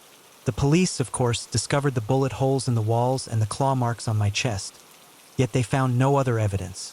No fingerprints, no DNA, nothing to indicate anyone else had been in the room. They believe we are mad, that we must have done this ourselves. In the quiet of our minds, we find ourselves tangled in the web of stress and paranoia. There are moments when I ponder if it would have been simpler to convince ourselves that we never lingered in that house after that fateful night. The decision came swiftly. We gathered what we could carry and departed at dawn, leaving behind the remnants of our past. Now, we drift from place to place, never settling for too long: hotels, motels, short-term rentals. The shadows of our past follow us, and we remain vigilant, always glancing over our shoulders, ever watchful for the next note to materialize. They still come, though less frequently, serving as a chilling reminder that the darkness is never far away. Still watching, still waiting. I can't quite grasp what it is. Perhaps a monster, a demon, or a ghost. Does it truly matter? All I know is that it exists, and it isn't finished with us yet. Sometimes, in the stillness of the night, I catch sight of a tall, thin shadow lingering outside our window or glimpse unnaturally dark eyes peering from a crowd. I can't help but wonder how long we can continue to evade it, how long before it chooses to do more than merely observe. If you happen to read this, heed my words. If you stumble upon a house that seems too perfect, it likely harbors secrets. And if you begin to feel uneasy, as I stumbled upon notes left behind by a presence that should not exist, a chill crept over me. I felt an urgent need to flee, to run and never glance back. For some things, once they begin to observe you, never truly cease. The thought of what might unfold when mere observation transforms into something more sinister sent shivers down my spine. The crunch of leaves beneath my boots came to an abrupt halt as I stood frozen, my blood turning to ice. In the clearing where I had set up camp just hours earlier, fresh footprints marked the ground. Footprints that were not my own. Someone, or perhaps something, had wandered here in my absence, and the eerie stillness of the surroundings only deepened my unease. In the forest surrounding me, a sense of unease lingered, as if unseen eyes were observing my every move. I had always taken pride in my ability to navigate the wilderness alone, relishing the solitude, the deep connection with nature, and the intoxicating sense of self-reliance. So, when a week off work presented itself, I eagerly packed my gear and set off for the Blue Ridge Trail. I had explored sections of it before, but this time I was determined to venture deeper into the remote backcountry. The first 2 days unfolded just as I had envisioned, with the weather gracing me with its perfect, crisp autumn embrace. The air was rich with the scent of pine and the earthy aroma of decaying leaves. By the third day, I had made good time, covering more ground than I had initially planned. I found myself well off the main trail, in an area so isolated that I hadn't encountered another soul since yesterday morning. Just as the sun began to set, I discovered the perfect campsite, a small clearing beside a bubbling stream, sheltered by towering pines. I set up my tent, gathered firewood, and was about to start dinner when I realized I had left my water filter down by the stream. No big deal, I thought. It was only a mere 5-minute walk, yet as I neared my campsite on the return, that serene solitude vanished in an instant. An unsettling sensation washed over me, the hair on the back of my neck prickling before my mind could fully grasp the sight before me. Footprints, large ones, far bigger than my own, imprinted in the soft earth surrounding my tent. They had not been there when I departed. I stood frozen at the edge of the clearing, my gaze flitting between the footprints and the encroaching forest. The woods, once familiar, now felt ominous, the lengthening shadows concealing untold mysteries. As I listened intently, the silence around me was only broken by the rapid thumping of my heart. With a cautious step, I made my way toward my tent. At first, everything appeared undisturbed, but then my gaze fell upon my backpack. Normally nestled just inside the tent flap, it now lay outside, slightly unzipped.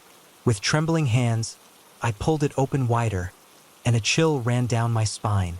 My food was gone, every energy bar, every freeze-dried meal, even the trail mix I had crafted with care. A wave of panic washed over me. I realized I was at least 2 days away from help. As I set out on the hike from the nearest town, the absence of food became a mere whisper in the back of my mind, overshadowed by a more pressing concern: the possibility that whoever had done this could still be lurking nearby. I pondered whether to call for help, but the lack of cell service in this remote area left me with little choice. An emergency beacon sat in my pack, but did this situation truly warrant its use? I wasn't injured, just enveloped in a shroud of fear. As darkness descended, I found myself at a crossroads: to venture out into the night, risking the chance of losing my way, or to remain here, haunted by the knowledge that something or someone was out there. Ultimately, the dread of the unknown forest at night loomed larger than my fear of the dark itself. In the stillness of the night, a sense of unease settled over me as I faced the unknown presence lurking nearby. Though I chose to remain, sleep eluded me, and I tended to my fire, its flickering light casting a fragile glow against the encroaching shadows of the forest. Each crack of a twig and whisper of leaves sent shivers down my spine, and I clutched my hiking knife, though I questioned its worth against the unseen threat.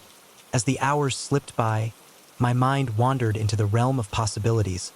Was it a bear, skillful in its pursuit of food, a lost hiker in dire need, or something far more sinister? Eventually, the weight of fatigue pulled me into a restless slumber. Eventually, I woke with a start, disoriented. The fire had dwindled to embers, and the forest was enveloped in pitch black. For a moment, I couldn't recall where I was or why a sense of fear gripped me. Then, I heard it. Footsteps, slow and deliberate, circling the clearing. I sat up, my heart pounding so fiercely I thought it might burst from my chest. I fumbled for my flashlight, but my hands trembled so badly that I dropped it. The footsteps ceased. "Hello," I called out, my voice embarrassingly weak. "Is someone there?" Silence followed, not just quiet, but an unsettling stillness. In the stillness of the night, an eerie silence enveloped the forest. Not a single insect dared to chirp, nor did the leaves whisper in the gentle breeze, as if the very woods were pausing, holding its breath. Then, from the shadows beyond the fading light of the fir trees, a voice emerged, low and gravelly. "You shouldn't be here." My heart raced as I scrambled to my feet, spinning around in search of the source. "Who's there? What do you want?" A cold, mirthless chuckle echoed back. "What I want is for you to leave.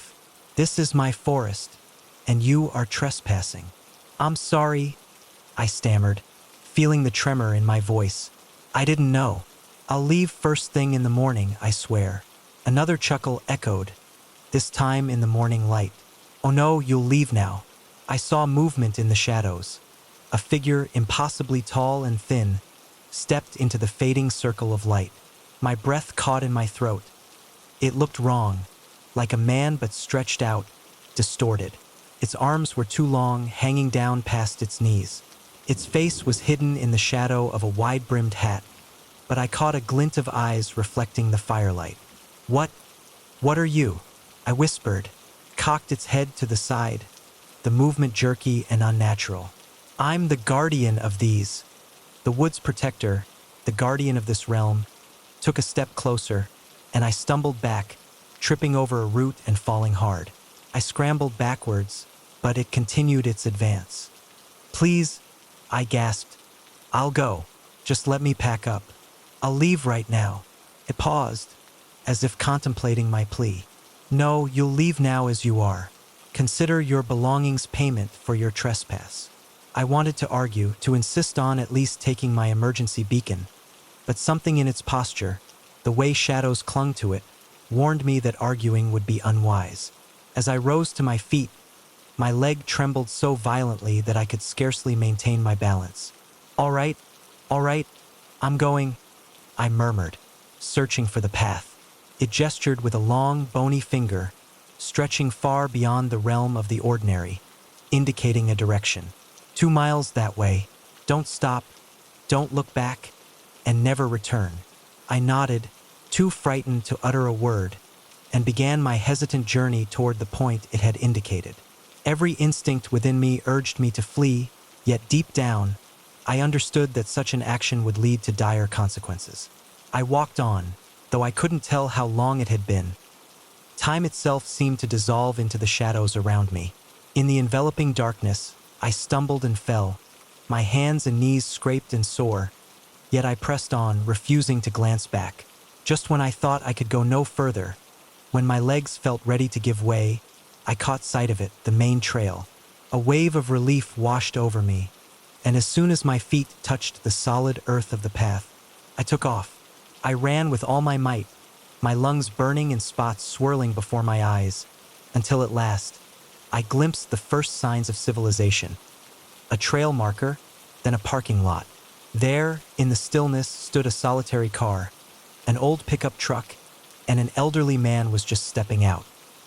He was likely preparing for an early morning hike when he caught sight of me. Wild-eyed, dirt and blood smeared across my skin, clad only in a t-shirt and shorts despite the chill in the air. His eyes widened in shock. "Good Lord, son, what happened to you?"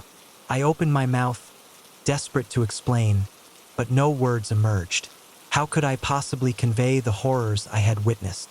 What would he think of me? Finally, I managed to croak out, "Got lost? Been walking all night." He nodded with sympathy, though I could sense the doubt lurking in his gaze. "Well, come on then, let's get you to a hospital." As we drove away, I finally allowed myself to glance back at the forest, just for a fleeting moment. I thought I saw a tall, thin figure standing at the tree line, watching us drive away. I've never returned to those woods, nor have I hiked alone again. If I'm honest, some nights I still awaken in a cold sweat, the memory of that gravelly voice echoing in my ears. "This is my forest, you're trespassing." I don't know what it was I encountered that night. Some local legend come to life, a hallucination brought on by fear and exhaustion, or something else entirely. There are moments that linger in the shadows of our minds, moments that defy explanation. As I gaze out at the woods behind my house, I sometimes catch a fleeting glimpse of something tall and thin weaving through the trees. It serves as a reminder that there are places in this world where humans are not welcome, where the wilderness remains untamed and carries its own secrets. In those moments, I retreat indoors, locking my doors tightly, trying to forget the night I discovered that some forests are best left unexplored. I should have known better than to pick up a hitchhiker on a night like this, with the rain pouring down relentlessly. Sheets turned the lonely stretch of highway into a treacherous mirror of black ice and blurred headlights. Yet, there he was, a lone figure on the side of the road, thumb outstretched. A pang of sympathy tugged at my heart. After all, I had been in his shoes once. So, I pulled over, my wipers squealing a frantic beat against the windshield. That was my first mistake. The scent hit me before I even got a good look at him. A musty, damp smell that made my nose wrinkle. He slid into the passenger seat with a grunt of thanks, water dripping from his oversized coat. He mumbled his thanks, his face obscured beneath the raincoat's hood. On a night like this, it was rare for anyone to be out. "No problem," I replied, attempting to keep my tone light as I eased back onto the road. "Where are you headed?" "Oh, just up the way a bit," he said vaguely, waving a gloved hand. "Don't want to be a bother. I'll let you know when to drop me." I nodded, my attention fixed on the road ahead. The rain was relentless now, pouring down harder, while lightning flickered in the distance, momentarily illuminating the desolate landscape around us. We drove on in silence. For a while, the only sounds were the rhythmic swish of the wipers and the drumming of rain on the roof. I was starting to relax a bit when he spoke again, his voice low and gravelly. "So, what's your story?" I glanced at him, caught off guard by the question. "My story?" He chuckled, a dry sound that reminded me of rustling leaves. "Yeah, your story. What brings you out on a night like this? Running to something or from something?" I shifted uncomfortably in my seat. There was something about his tone that set me on edge. "Just heading home. From a business trip," I said, trying to keep my voice neutral. "Ah, business," he replied, nodding slowly. "Important stuff, I'm sure. Big decisions, big consequences." I frowned, not liking where this was going. "Look, I don't mean to be rude, but I'd rather not discuss my personal life." He held up his hands in a placating gesture. "No offense meant, friend. Just making conversation. It's a long, dark road after all." We lapsed back into silence, but the atmosphere in the car had changed. The air felt thick, heavy with the unspoken.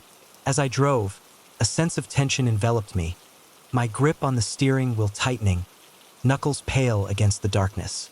After what felt like an eternity, he spoke again, his voice weaving through the stillness. "You ever think about the choices we make? How one small decision can change everything?" I remained silent, hoping he would sense my desire for quiet, but he pressed on. "Take you picking me up, for instance," he mused, his tone taking on a dreamy quality. "What if you had driven past? What if I'd been standing a mile down the road instead? Funny how fate works, isn't it? Imagine, if you will, a moment steeped in desperation, where I found myself wishing I had heeded my initial instincts and simply continued on my way." Lightning crackled again, this time closer, and in that fleeting flash of illumination, I caught a glimpse of his face hidden beneath the hood. What I beheld sent a chill coursing through my veins.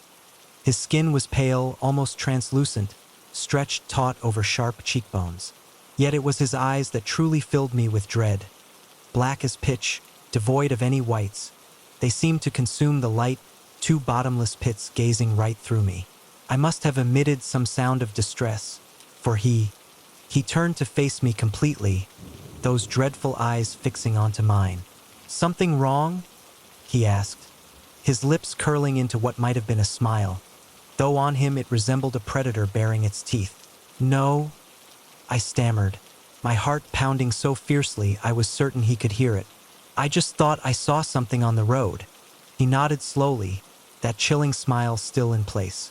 "The mind plays tricks, doesn't it? Especially on dark nights like this. It makes you see things that aren't there, or perhaps reveals things as they truly are." As I sat there, a sheen of sweat glistened on my brow, and a chill of fear slithered through my veins. I knew I had to get him out of my car, no matter the consequences. "I think this is far enough," I said, striving to keep my voice steady. "I'm going to have to drop you off here." He tilted his head in a peculiar, bird-like manner. "Oh, but we've only just started our journey together. There's so much more to discuss." Just as I was about to insist, something caught my eye in the rearview mirror, headlights approaching swiftly. A wave of relief washed over me. Another car meant safety, meant I wasn't alone out here. There he was, just sitting quietly, his expression unreadable. The headlights had vanished into the night, leaving only the echo of the horn and the pounding of my heart. I took a moment to collect myself, the adrenaline still coursing through my veins. The rain continued to fall softly, a gentle reminder of the chaos that had just unfolded. I glanced back at him, searching for any sign of fear or shock, but he remained still, as if the world outside had faded away. What had just happened felt like a whisper in the dark, a fleeting brush with danger that lingered in the air like the mist around us. The seat lay vacant, devoid of any trace of a presence, no droplets of water, no lingering scent of age, nothing at all. I stepped out of the car, my legs trembling, scanning the road in both directions, yet found only solitude. Just me, my vehicle, and the seemingly endless rain-soaked highway that vanished into the shadows. For a long moment, I stood there, rain cascading around me, grappling with the reality of what had transpired. Had it all been a figment of my imagination, a stress-induced mirage? Yet, deep within, I understood. I knew that what I had witnessed was genuine, even if the reasons eluded me and I was aware that I'd had a narrow escape from something far more dangerous than a simple car accident. I got back in my car, locked the doors, and drove. I didn't stop until I reached the next town, where I checked into the first motel. I saw I couldn't face the thought of driving through the night again, not with the memory of those black eyes still fresh in my mind. As I lay in bed that night, unable to sleep, I couldn't stop thinking about what he'd said about choices and consequences, about fate. What if I hadn't stopped? What if I'd driven past, as my instincts had whispered to me? Would he have found another ride? Or would he still be lingering there on that shadowy stretch of road, waiting for the next solitary traveler? I no longer pick up hitchhikers. I avoid driving at night whenever possible, particularly when the rain falls. Sometimes, on those long, desolate roads, I catch a fleeting glimpse in my rearview mirror, a figure standing by the roadside, thumb outstretched. But I don't stop. I don't even slow down. I simply grip the wheel tighter, and keep driving, attempting to escape the haunting memory of that night and the unsettling truth that sometimes the most perilous monsters are not those that pursue you, but rather those that linger, waiting for an invitation. As I navigate the road, I find myself pondering how many others have shared this ride, how many souls never reached the conclusion of their journey, and most chillingly, whether I was fortunate or merely spared. Though I lack answers to these questions, one certainty remains. If you ever find yourself driving through the darkness on a rainy night, as you drive along a lonely road, you might catch a glimpse of a solitary figure standing by the side. It's best to keep your gaze straight ahead, no matter how your heart might tug at you to stop. For you see, appearances can be deceiving, and sometimes, those who seek a ride have stories that linger long after they've left. The first time I witnessed the exchange of money, a simple, thick envelope passed quietly between two sharply dressed men, I felt a chill run down my spine. In that moment, amidst the shadows of the dusty warehouse, I understood that I had stepped into a world far beyond my comprehension. As I stepped into the relief center, a realization washed over me. This disaster was not merely a call to aid those in need. For some, it was an opportunity for profit. I had signed up to volunteer after the flood ravaged our city, the worst natural disaster in decades, leaving countless individuals homeless and yearning for assistance. I was determined to contribute, to make a difference. Yet, I was unaware that I was entering a tangled web of corruption that would soon cast a shadow over my intentions. The initial days blurred into a whirlwind of activity, where I tirelessly distributed food and supplies, assisted people in finding shelter, and did everything I could to help. To ease the suffering around me. The work was exhausting but fulfilling. I felt like I was making a real impact. It was about a week in when I started noticing things that didn't quite add up. Supplies that were logged as distributed but never seemed to leave the warehouse, donations that came in but weren't recorded, and always men in expensive suits walking around talking in hushed tones. At first I tried to ignore it. I told myself I was imagining things, that in the chaos of disaster relief some things were bound. It was a night like any other, yet an unsettling feeling lingered in the air, refusing to fade. I found myself alone in the warehouse, sorting through a new shipment of medical supplies, when the stillness was pierced by the sound of voices. They came from the office in the back, angry whispers that seemed to swell with intensity. My curiosity, a persistent companion, urged me to investigate. I moved cautiously, careful to remain concealed behind stacks of boxes. Peering through the cracked door, I caught sight of two figures.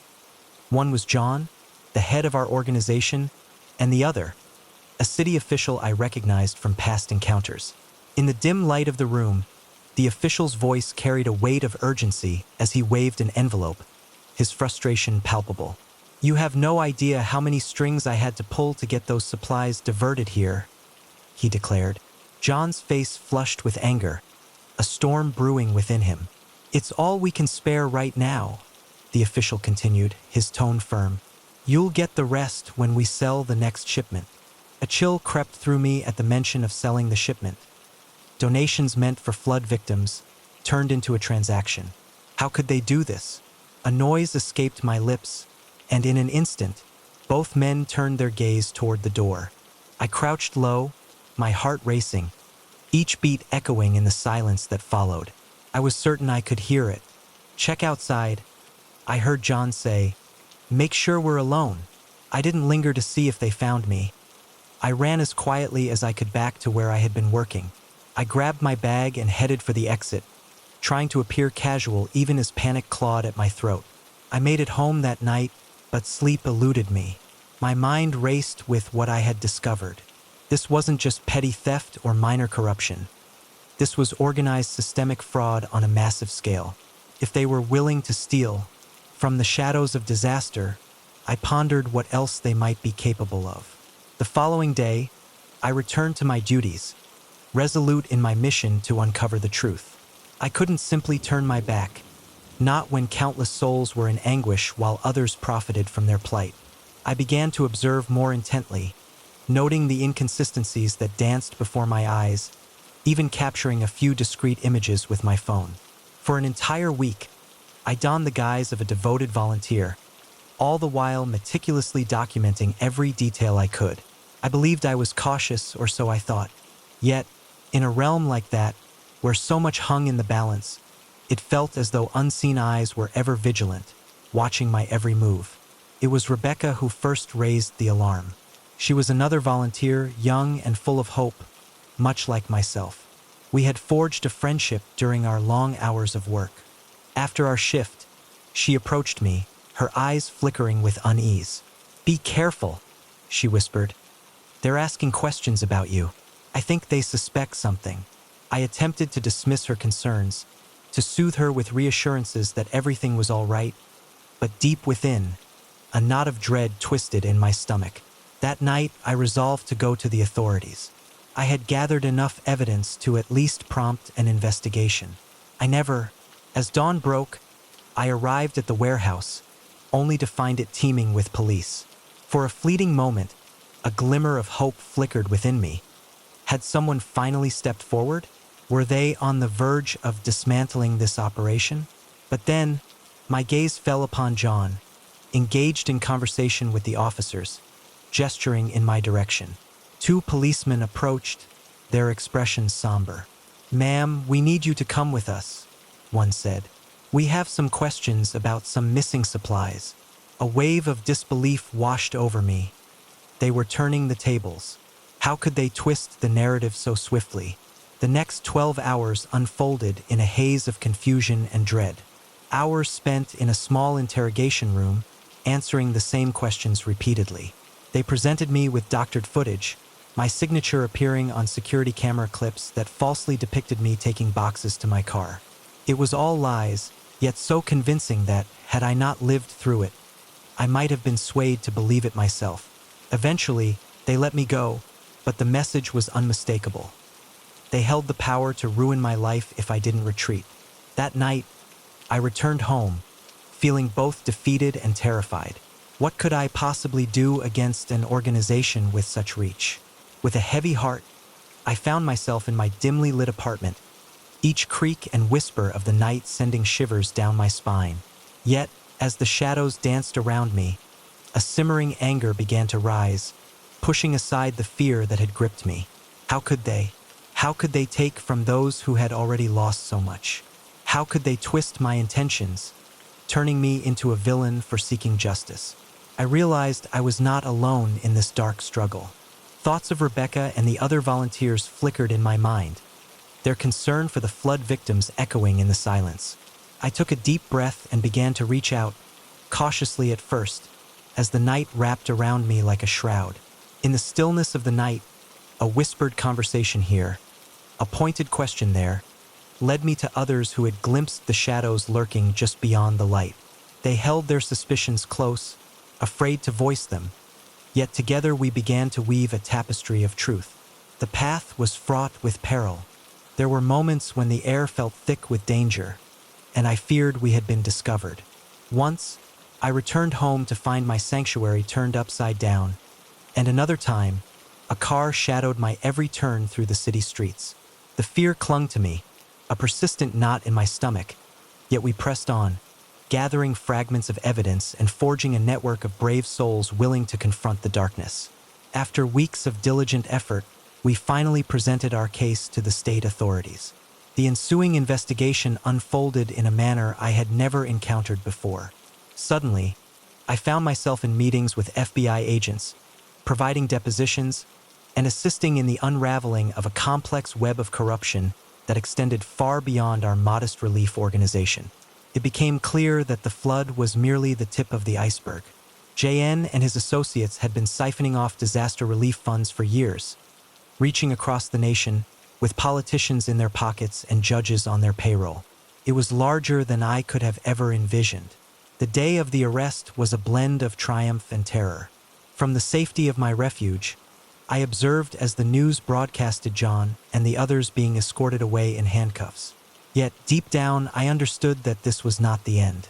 Individuals like them possess long memories and even longer reach. Shortly thereafter, I entered witness protection, new name, new city, new life. At times, I find myself yearning for my past, for the friends and family I had to leave behind. But then, I remind myself of the people we aided, the lives saved because we dared to expose the truth. It has been 5 years since I first stepped into the world of volunteering, a world where I still find myself from time to time, serving at soup kitchens and homeless shelters. The urge to make a difference lingers within me, yet I tread more carefully now, acutely aware of the shadows that can hide behind even the most honorable intentions. When I catch glimpses of natural disasters on the news, I often ponder if there are others out there, bravely battling the same struggles I once faced, risking everything to unveil the truth. I hold on to hope, for my journey has revealed that corruption can often lurk in the most unexpected places. In the stillness of the night, a presence thrives in the shadows, waiting for those brave enough to illuminate its darkness. If you find yourself in such a situation, remember, do not remain silent. Speak up and stand your ground. It may prove to be the most challenging endeavor you ever undertake, yet it is a journey worth embarking upon. For in the end, the truth holds great significance. Perhaps, one day, thanks to the courage of individuals like us, the shadows will dissipate, leaving no refuge for the corrupt. As I stepped into that diner, an unsettling feeling washed over me, hinting that something was amiss. The air was heavy with an unsettling tension, and every gaze was fixed upon me, a blend of suspicion and perhaps a hint of fear. In that moment, I should have turned back, retreated to my car, and driven until this desolate stretch of highway faded into mere memory. Yet, fatigue and hunger weighed on me, and with my tank nearly empty, I chose to stay. That was my first mistake. I had been driving for hours, navigating through the night on my journey across the country for a new job. The highway lay barren for miles, shrouded in darkness, with only the occasional flicker of my headlights illuminating a road sign in the gloom. As I approached, the neon glow of the diner sign emerged from the darkness, a beacon in the night. Margaret's Crossroads Diner, it proclaimed in flickering red letters, promising warmth and comfort, open 24 hours.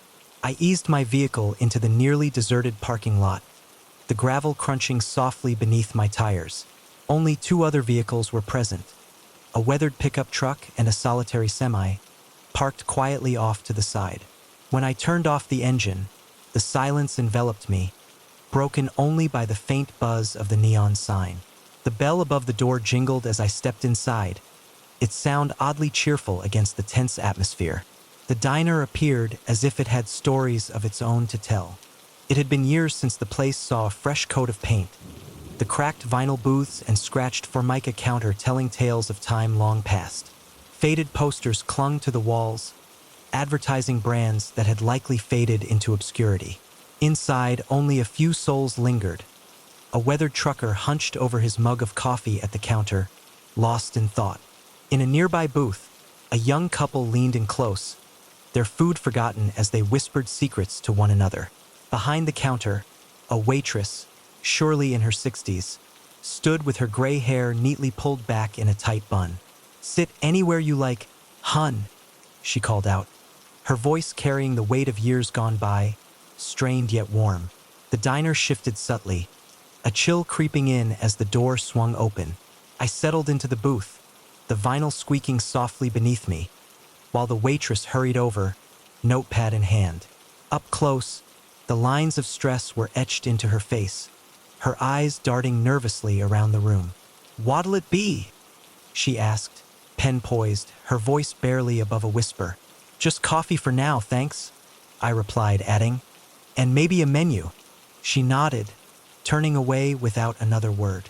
As she poured my coffee, I noticed her hands trembling slightly.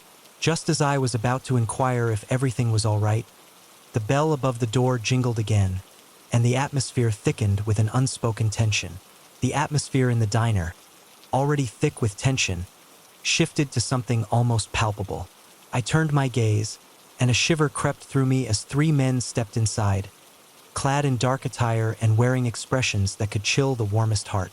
The leader, a tall figure marked by a scar that traced down his cheek, scanned the room with eyes that seemed to pierce through the very air. When his gaze settled on me, an icy sensation trickled down my spine. They chose seats at the counter, and the waitress approached them, her movements stiff and mechanical. "Evening, Margaret," the scarred man intoned, his voice low and foreboding. "A busy night, Margaret," he added, as if the weight of the evening hung heavily in the air. As the waitress offered a tight smile, she asked, "What can I get you boys?" One of the men leaned in, a knowing glint in his eye, and replied, "Oh, I think you know what we want. It's the first of the month, after all." I couldn't catch Margaret's response, but I noticed her nod before she slipped into the back. The three men then shifted their gaze toward the rest of us, their eyes glinting with an unsettling hunger. "Evening, folks," the scarred man called out, his voice smooth yet chilling. "Don't mind us, just taking care of a little business." The young couple in the booth huddled closer together, while the trucker at the counter seemed to shrink into himself, the atmosphere thickening with unspoken tension. As I feigned interest in my menu, my thoughts spiraled in a whirlwind of confusion. What had I stumbled into? A few moments later, Margaret reappeared, clutching a small envelope. She handed it to the scarred man, who opened it and began to count its contents. His expression shifted, darkening with each passing moment. "This isn't enough, Margaret," he growled, his voice low and menacing. "We had an agreement." Margaret's reply was barely a whisper. "Business has been slow." The scarred man rose abruptly, towering over her. "We've given you plenty of time. Perhaps we need to consider a stronger approach." As one of his companions rose and made his way to the kitchen, a sudden crash echoed through the air, followed by Margaret's cry of distress. In that moment, something within me broke. Perhaps it was the weariness from the long drive, the palpable tension surrounding us, or perhaps a lifetime of witnessing bullies escape unscathed. Whatever the cause, I found myself standing before I could reconsider my actions. "Hey!" I called out, my voice projecting a courage I didn't quite feel. "Leave her alone."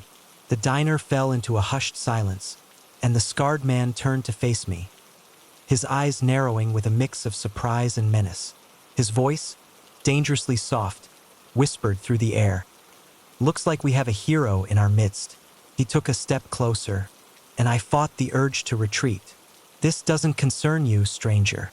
I suggest you sit down and mind your own business." I swallowed hard, my mouth dry. "You're terrorizing these people. That makes it my business." He laughed, a harsh sound devoid of humor. You have no idea what you're getting into, do you? Before I could respond, the trucker at the counter suddenly spoke up. He's right, he said, his voice thick and heavy. This has gone on long enough. Enough, the scarred man whirled on him. You stay out of this, old man. But something had changed. The young couple stood up, moving to stand beside me. Even Margaret straightened, a spark of defiance in her eyes. The scarred man looked around, suddenly realizing he was outnumbered. His companions shifted uneasily. You're making a big mistake, he snarled. All of you. We'll be back, and you'll regret this. With that, they stormed out, the bell jingling angrily as the door slammed behind them. For a moment, nobody moved. Then Margaret burst into tears, the tension hanging heavy in the air. As the tension eased, the trucker approached her, offering comfort while the young couple leaned into one another, relief washing over them. Thank you, Margaret said, her eyes glistening as she wiped away tears. You don't know what you've done. Over the next hour, with fresh coffee steaming and slices of Margaret's homemade pie on the table, I listened intently to the unfolding tale. The three men were part of a local gang that had long been extorting businesses along the stretch of highway, instilling fear in the hearts of many. No one had dared to confront them before, paralyzed by the threat of retaliation. But now, with newfound courage, the trucker spoke up. You showed us we can fight back. His voice carried a weight of hope, a spark igniting in the darkness. Robert clapped me on the shoulder as the night deepened, and more souls trickled into the diner. News of the evening's events had spread like whispers in the dark, filling the air with a cautious optimism, a glimmer of hope that perhaps change was on the horizon. When I finally stepped outside, the sun began to peek over the horizon, casting a gentle light on the world. Margaret, with a warm smile, refused to let me pay, declaring my meal was on the house. The young couple, Jack and Rebecca, pressed their phone numbers into my hand, urging me to reach out if I ever found myself passing through again. As I pulled out of the parking lot, I caught a glimpse of the night fading away, leaving behind a sense of possibility. Margaret appeared in my rearview mirror, waving goodbye. I waved back, a lump forming in my throat. I never passed through that town again. My new job kept me busy, and life has a way of moving on. Yet, I often find myself reflecting on that night, on Margaret and Robert and all the others. I wonder if things truly changed, if they managed to break free from the gang's grip. I hope they did. I hope that one moment of collective courage was enough to ignite a real change. Because, you see, when it comes to standing up to bullies, sometimes all it takes is one brave soul to make a difference.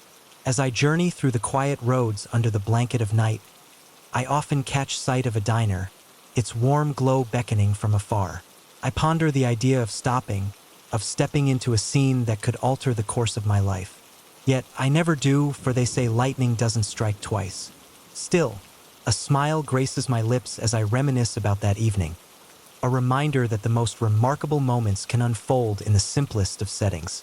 With that thought, I continue my drive, cradling the memory of a small-town tale that once captivated me, and perhaps, in a way, altered the fate of a small diner nestled along a desolate highway.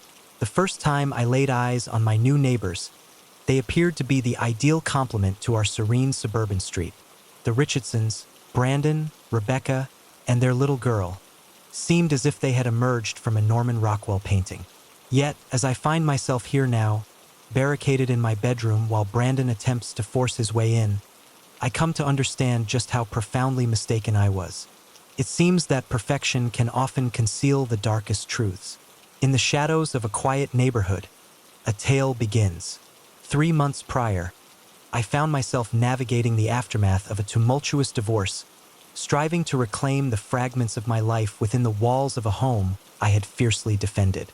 On a bright Saturday morning, as the sun cast its warm glow, a moving truck arrived next door. From my concealed vantage point behind the curtains, I observed the Richardsons as they began to fill the once empty house with their belongings. Brandon, tall and striking, wore a welcoming smile that danced at the edges of his eyes, while Rebecca, petite and lovely, had her golden hair neatly tied back, ready to embrace this new chapter. with a neat ponytail swaying gently. Little Lily, no more than 5 or 6, skipped along behind them, clutching a stuffed rabbit.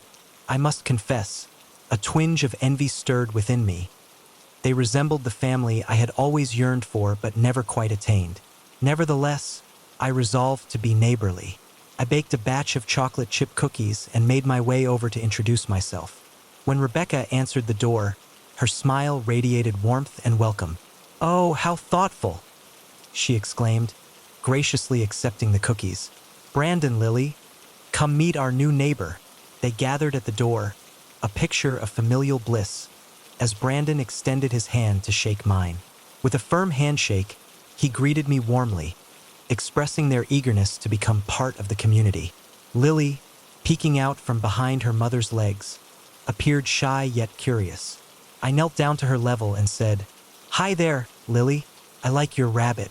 Does he have a name?" She nodded solemnly and whispered, "Mr. Flopsy." A smile crept across my face. They seemed so normal, so nice. Little did I know what secrets lay hidden beneath the surface. In the weeks that followed, the Richardsons blended effortlessly into the neighborhood.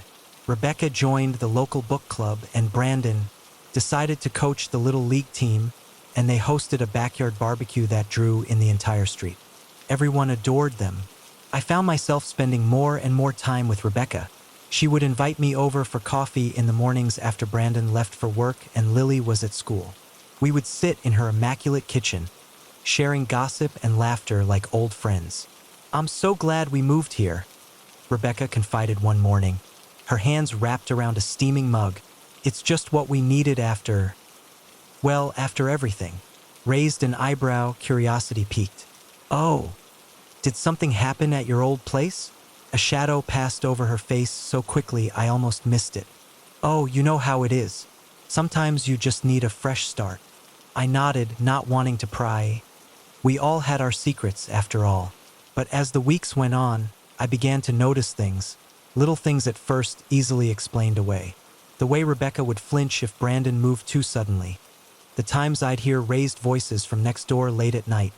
How Lily seemed to grow quieter, more withdrawn. I tried to convince myself I found myself lost in thought, casting shadows of my own past onto the seemingly flawless life of the Richardsons. One afternoon, while tending to my garden, a sudden crash echoed from their home, followed by the faint sound of Rebecca's cry. I stood still, trowel in hand, straining to listen. Silence enveloped the moment, only to be broken by Brandon's voice, too soft for me to decipher. Rebecca fell silent thereafter. That night, I wrestled with my thoughts, pondering whether I should intervene. Yet a lingering fear held me back. What if? I found myself reflecting on the possibility that I had caused a rift in this family, all stemming from a simple misunderstanding. The next morning, I resolved to speak with Rebecca, inviting her over for coffee, my heart set on approaching the topic with care.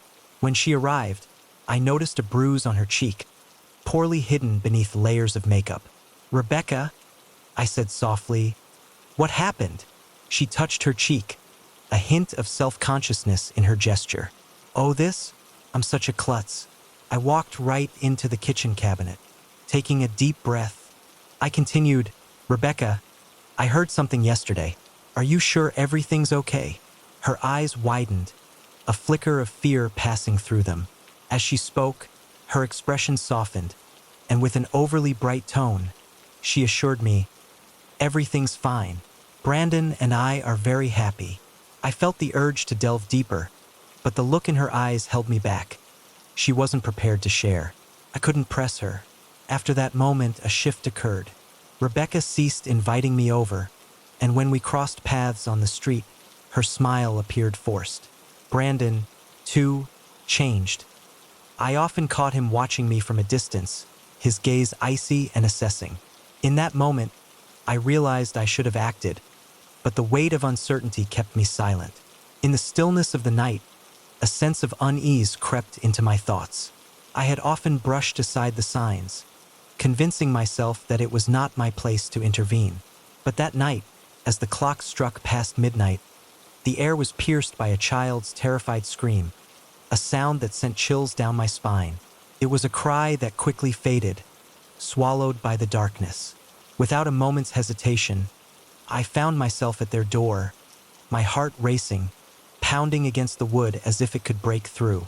Brandon opened the door, his eyes aflame with a fury that seemed to echo the chaos within. What had I stumbled into? The night held its breath, waiting for the story to unfold. He snarled, and I felt a chill run down my spine. "Is Lily okay?" I stammered, my heart racing. His expression shifted, a mask of concern slipping into place. "Lily had a nightmare," he said smoothly.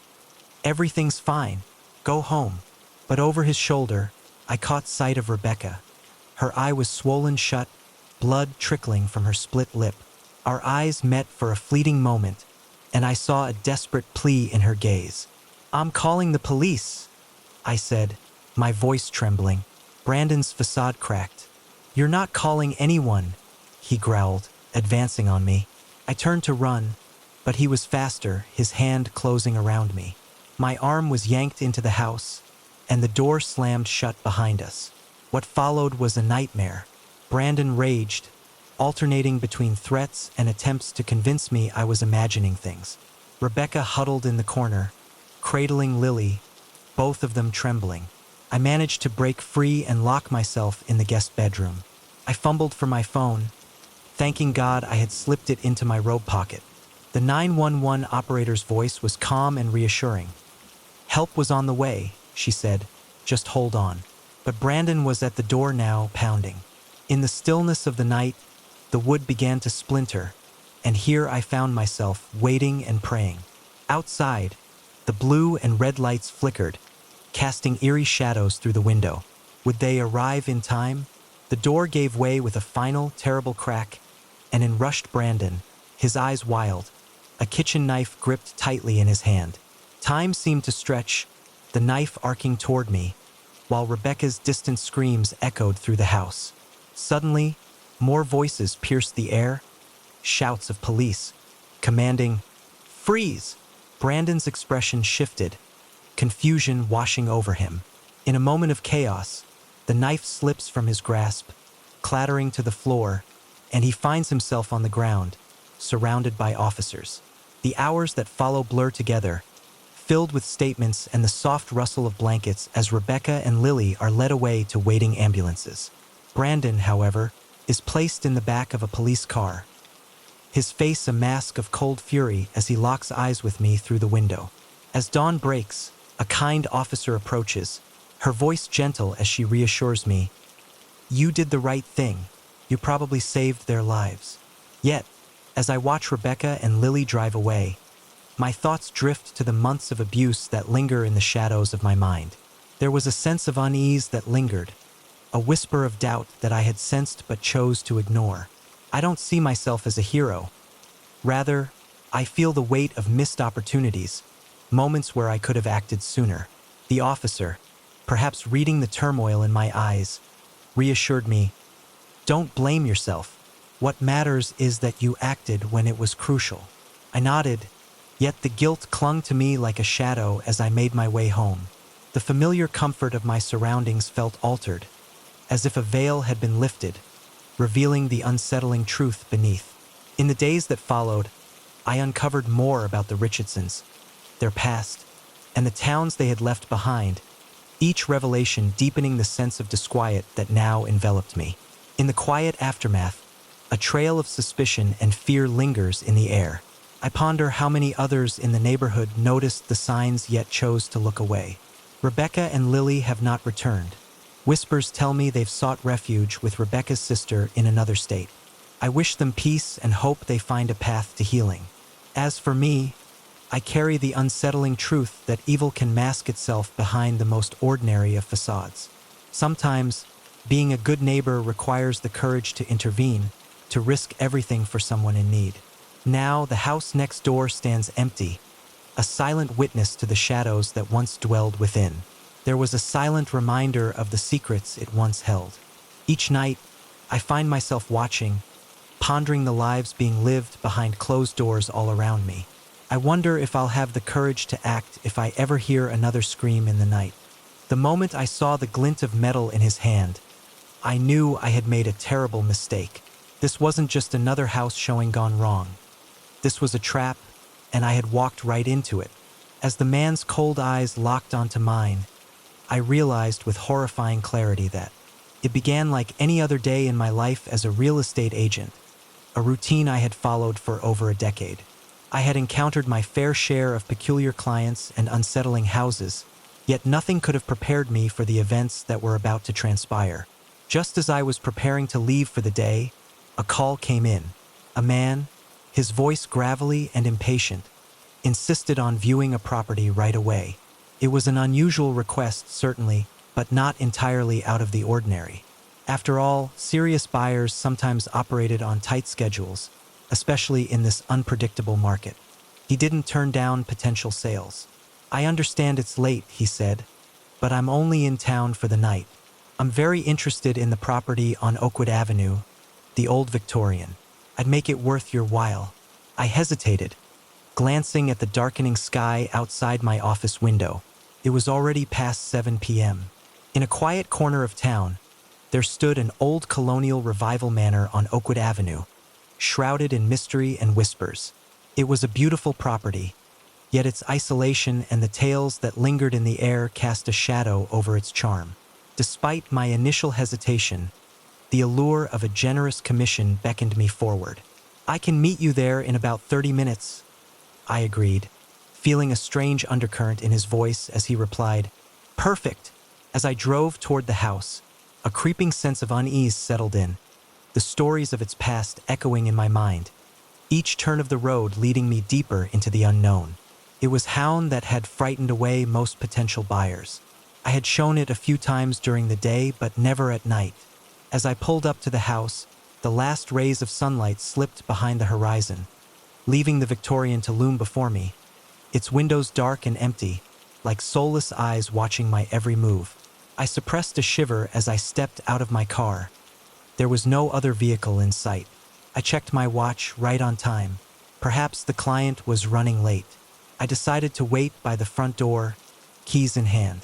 5 minutes passed, and then, as I stood there, contemplating whether to end the evening, a figure materialized from the shadows beside the house. He was tall, cloaked in black, his face hidden beneath the wide brim of his hat. "Mr. Johnson," I called out, recalling the name he had provided over the phone. He nodded and stepped closer, his voice now softer, almost gentle, yet laced with an unsettling undertone that sent a shiver down my spine. I tried to dismiss the unease. After all, he was merely another client, and this was just another showing. With a gentle smile, I turned the key in the lock, inviting Mr. Johnson to step inside. "Shall we begin the tour?" The house revealed its eerie charm as we crossed the threshold. Our footsteps echoed softly in the vacant rooms, while shadows flickered playfully along the walls, illuminated by the beam of my flashlight. I launched into my usual description of the property's features, striving to infuse my voice with a hint of enthusiasm. Mr. Johnson trailed behind, his silence unusual, offering no questions or comments. I attributed his quiet demeanor to the late hour and continued on, eager to unveil more of the house's secrets as we approached the next room. Master bedroom on the second floor when things took a turn. I was midway through describing the original hardwood floors when I realized Mr. Johnson was no longer behind me. I turned my flashlight beam, sweeping across the room, and found him standing by the door that was now closed. "Mr. Johnson," I said, unable to keep the tremor out of my voice, "is everything all right?" He smiled, but it was a cold, mirthless expression that turned my blood to ice. "Oh yes, everything is just fine, but I'm afraid there's been a bit of a misunderstanding, you see.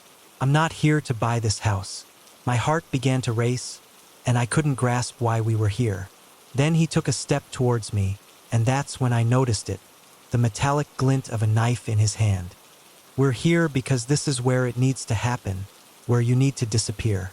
Terror gripped me as the full reality of my situation sank in. I was alone in an empty house with a madman, and no one knew where I was. I'd walked right into his trap. My mind raced, searching for a way out. A way out the window, too high and likely painted shut in this old house. The door, he was blocking it. I began to back away, my eyes never leaving the knife. "Please," I stammered. "You don't have to do this. I won't tell anyone. Just let me go." He laughed, a chilling sound that echoed in the empty room. "Oh, I'm afraid I do have to do this. You see, you're not the first and you won't be the last. It's nothing personal, really. You're just convenient." As he spoke, he advanced slowly, like a predator toying with its prey.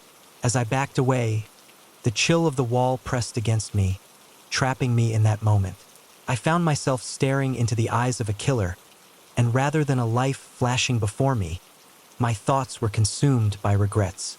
Regrets for ignoring my instincts, for venturing into this forsaken house alone at night, for allowing the allure of a sale to drown out the warning signs. Yet, amidst the fear and regret, a flicker of defiance sparked within me. I refused to accept my fate. Not here, not like this. As he raised the knife, time seemed to stretch, holding its breath in anticipation.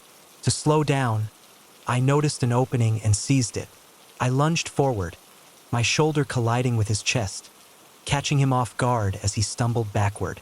The knife clattered to the floor, and I pushed past him, yanking open the door and fleeing for my life. My feet pounded down the stairs, breath coming in ragged gasps. I could hear him behind me, his footsteps heavy, his breathing labored. I reached the front door, fumbling with the lock, panic making my fingers clumsy.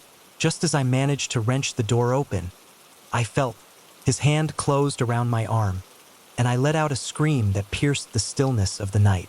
I fought with every ounce of strength I possessed.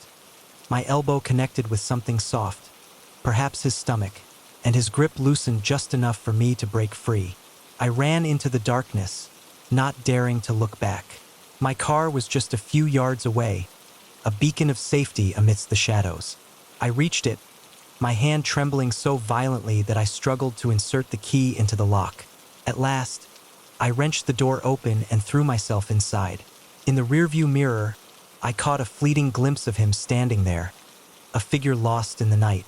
As I sat on the porch, a chill ran down my spine. I peeled out of the driveway, gravel spitting from under my tires, not daring to slow down until I reached the police station. My heart raced, tears streaming down my face. The aftermath was a blur of police statements and crime scene investigations. They uncovered evidence in the house, hidden rooms, tools of torture, trophies from other victims. Mr. John's son, whose real name was revealed to be Gerald Hoffman, had been using empty houses as his hunting grounds for years, preying on unsuspecting real estate agents, luring them into his web. They lured unsuspecting victims to isolated properties, where darkness reigned and danger lurked. It was 2 weeks later when they apprehended him, attempting to ensnare another soul in a different town. When they presented his photograph for identification, a shiver coursed through me. The visage that had haunted my dreams was now confined, yet the echoes of that harrowing night lingered in my mind. I resigned from my position as a real estate agent shortly thereafter, unable to endure the thought of stepping into another vacant house, alone with the shadows and the specter of a stranger in a desolate place. The career I had painstakingly built crumbled in the wake of that chilling memory. A decade vanished, consumed by a single night of terror. Yet here I am, nestled safely in my new home within a lively city neighborhood, and I can't help but feel I made the right choice. I count myself among the fortunate. I survived, and each day I express my gratitude for that second chance. Occasionally, as I stroll past a for sale sign or catch sight of a real estate agent guiding clients into a house, a temptation stirs within me to share a warning. I long to tell them of the dangers that may lie hidden behind closed doors, of the predators who exploit our trust. But deep down, I understand that most would simply dismiss my words as mere folly. After all, who could have anticipated that a simple house showing would transform into a struggle for survival? Thus, I have taken on the role of an advocate for safety within the real estate industry. I share my experiences at conferences, pen articles, and do whatever I can to raise awareness. My story concluded with a fortunate outcome, yet I am acutely aware that others have not been so lucky. If I can spare even one more individual from stepping into the trap I barely evaded, perhaps, just perhaps, some good can emerge from that harrowing night. The first snap of a twig could have. There had been the gentle rustle of a deer, the soft scurrying of a raccoon, and the whisper of the wind. But then came the unmistakable sound of hushed voices, sending a chill creeping down my spine. We were not alone in these woods, and whoever lingered beyond the trees was not there for a friendly campfire chat. It was meant to be a relaxing weekend getaway. Just me, my girlfriend Rebecca, and our friends Brandon and Samantha, seeking refuge from the city for a few days of peace and quiet in the mountains. We had discovered this little cabin on an obscure rental site, remote, rustic, and far removed from the usual hustle and bustle. We believed the tourist trails were just perfect for escaping the everyday hustle. The drive had been filled with laughter and excitement, a delightful prelude to our adventure. We paused at a quaint general store in the last town before our turnoff, gathering supplies and sharing a few words with the old man behind the counter. His gaze had lingered on us, a hint of worry etched into his weathered face as he remarked, "Folks don't go up that way much anymore." He hesitated, as if the reason was better left unspoken. "You all be careful now, you hear?" We brushed off his concern, attributing it to the quirks of small-town life. Superstition, if only we'd listened. The cabin was everything the listing had promised. A cozy two-bedroom nestled in a clearing surrounded by towering pines. We spent the first day hiking, exploring the nearby trails, and marveling at the untouched beauty of the forest. As night fell, we gathered around the fire pit, roasting marshmallows and sharing ghost stories. It wasn't until the second night that things began to feel different. I was the first to sense it, a creeping feeling of being watched that sent a chill down my spine. I attempted to dismiss the feeling, convincing myself it was merely my imagination playing tricks after indulging in one too many of Brandon's chilling tales. Yet, the sensation of unseen eyes lurking in the shadows beyond our flickering firelight lingered. "Hey," I said, striving for a nonchalant tone. "Does anyone else feel like, I don't know, like we're being watched?" Rebecca chuckled, though her laughter felt strained. "Don't tell me Brandon's stories are getting to you too," she replied. But I noticed her gaze flicker toward the tree line, a hint of tension hanging in the air. In her shoulders, she felt it too. Brandon stood up, puffing out his chest in an exaggerated show of bravery. "All right, who's out there? Come on out, you big scary monster." His shout echoed through the trees, answered only by the crackle of our fire and the distant hoot of an owl. For a moment, we all held our breath, waiting. Then Samantha screamed. We all whirled to look where she was pointing. There, just at the edge of the firelight, stood a figure, tall, unnaturally still, its features hidden in shadow. For a heartbeat, nobody moved. As the figure moved, it turned and melted back into the darkness of the forest. Panic erupted around us. Samantha was sobbing, clinging to Brandon, while Rebecca gripped my arm so tightly it hurt. "What the hell was that?" Brandon's voice trembled. All pretense of bravery vanished. "I don't know," I replied, my mouth dry. "But I think we should get inside now." We quickly doused the fire and hurried into the cabin, locking the door behind us. Sleep was a distant thought as we huddled in the living room, jumping at every creak of the old wooden structure and every whisper of wind through the trees. Outside, perhaps it was merely a hiker, Rebecca suggested, her voice quivering. Someone who had lost their way and was drawn to our fire. But then why didn't they say anything? Samantha countered, questioning why they would just stand there. No one had an answer for that. As dawn broke, we began to feel a bit more at ease. Things always seemed less frightening in the light of day. We reassured ourselves that we had overreacted, that lack of sleep and too many eerie tales had played tricks on our minds. Yet, when Brandon ventured outside to gather some firewood, he returned in a rush, his face ashen. "The car!" he gasped. Someone had slashed the tires. We rushed outside, and there they were, 4 flat tires, deep gashes marring the rubber. This was no accident, no random act of vandalism. It was deliberate. "We need to get out of here," Rebecca said, her voice trembling. "We need to call for help." But when I pulled out my phone, there was no signal. None of us had service. "Okay," I said, trying to keep my composure. "We can handle this. The general store is about 10 miles back down the road. We can walk it in a few hours." Nobody looked particularly thrilled at the thought of a trek into the unknown.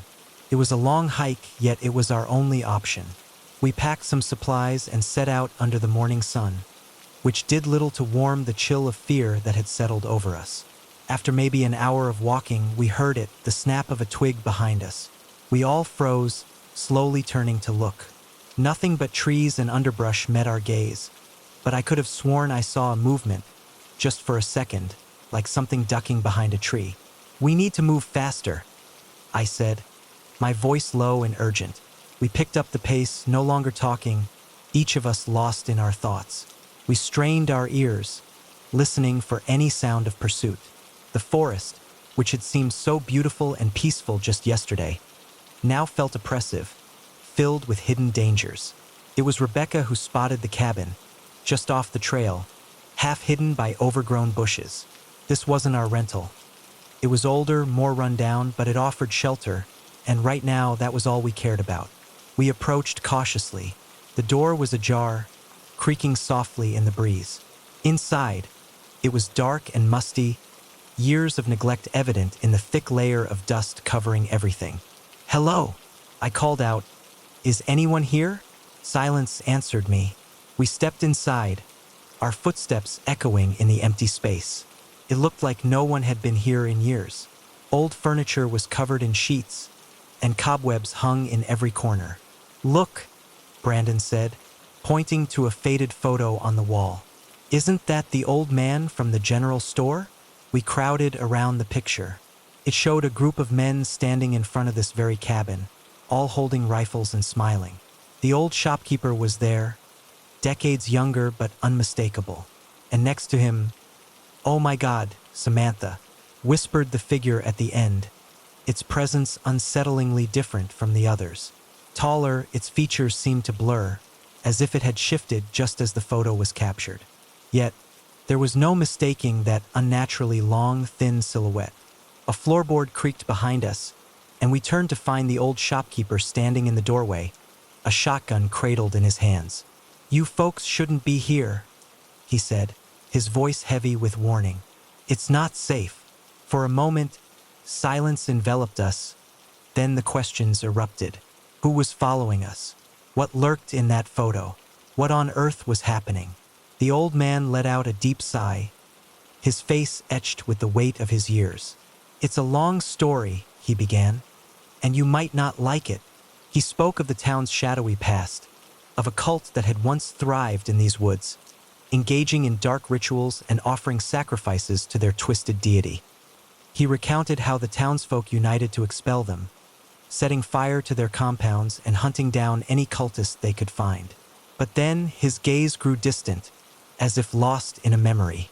"Their leader," he murmured, "was something else entirely. He was no longer human, if he ever truly was. No matter our efforts, we could not kill him. Instead, we trapped him, binding him to these woods with blood and magic." He gestured to the photo taken the day after we believed it was over. Yet, every few years, someone ventures up here, unaware of the dark history, and he hunts them down, tormenting them, seeking to use their fear and pain to break free from his bindings. We listened in horrified silence. It sounded insane, impossible, but after all we had witnessed, could we really dismiss it? "What do we do?" I asked, my voice hoarse. The old man's face hardened. "We get you out of these woods, and then we make sure no one else comes up here again."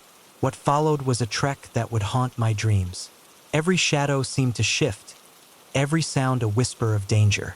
The old man led the way, his shotgun poised, eyes darting among the trees. We were nearly to the road when it came, a sound unlike anything I had ever encountered. A howl, but neither animal nor human. It reverberated through the woods, sending chills down my spine. In the midst of a night thick with tension, an old man's voice pierced the darkness, urging us to flee. We dashed through the underbrush, branches clawing at our faces, roots reaching out to ensnare our feet. Behind us, a cacophony of crashing sounds grew louder, a relentless pursuit that quickened our hearts. Just as we burst onto the road, a truck rounded the bend, its headlights cutting through the gloom. The old man fired his shotgun into the air, and the truck screeched to a halt. "Get in!" he commanded, urgency lacing his words. We scrambled into the truck bed as it roared to life, leaving the woods behind. In that fleeting moment, I turned back, catching sight of a figure at the tree line. Tall, impossibly thin, its arms stretching out like shadows in the night. Its face was a blur of features, too long to comprehend. It raised one elongated hand, as if bidding farewell, and then the truck rounded a curve, and it vanished. We never returned to those woods. The old man ensured the cabin rental was removed, the road blocked off. He promised to keep others from wandering into that creature's territory. Sometimes, late at night, I still hear that howl in my dreams. I awaken in a cold sweat, the memory of those woods and that figure vivid in my mind. I can't help but wonder, is it still out there, waiting? And what will happen when the man is gone, leaving an unsettling silence that wraps around the empty bar like a thick fog. I find myself praying that I will never have to confront the chilling sound of breaking glass that shatters the eerie stillness. My heart races as I turn, dish towel still clutched in my hand, to face a group of men whose eyes glint with a sinister light in the dimness. In that instant, I realize that this shift is no longer just a job. It has transformed into a desperate struggle for survival. I had been working at OMALs for about 6 months now. It wasn't glamorous, but the late-night hours held their own kind of haunting allure. The bartending gig provided a decent income, enough to cover my college tuition. Most nights passed quietly, with a few regulars nursing their beers and the occasional rowdy group that required a gentle nudge to leave. But nothing could have prepared me for what unfolded that night. It began like any other Tuesday, with the usual crowd filtering in and out, leaving a trail of empty glasses and peanut shells by 1 a.m. The place lay quiet, save for a group of 5 men huddled in a corner booth. They had been there for hours, their voices growing louder and more unruly with each round. I had already cut them off an hour ago, much to their vocal displeasure. As I wiped down the bar and counted down the minutes until closing time, I could feel their eyes on me, the weight of their stares sending a shiver down my spine. "All right, gentlemen," I called out, forcing a cheerful tone. "It's last call. Time to settle up and head out." The largest of the group, a burly man with a shaved head, looked up at me, his expression unreadable. As he stood up, arms adorned with tattoos, he swayed slightly, steadying himself against the table. "We ain't going nowhere, sweetheart," he slurred, a hint of menace in his voice.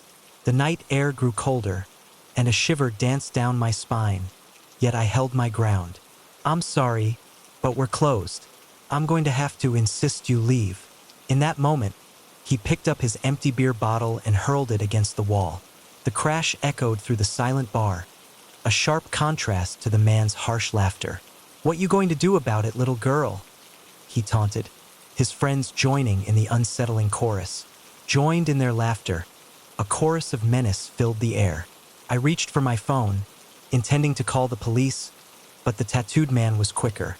With surprising agility for someone so intoxicated, he vaulted over the bar, knocking the phone from my hand.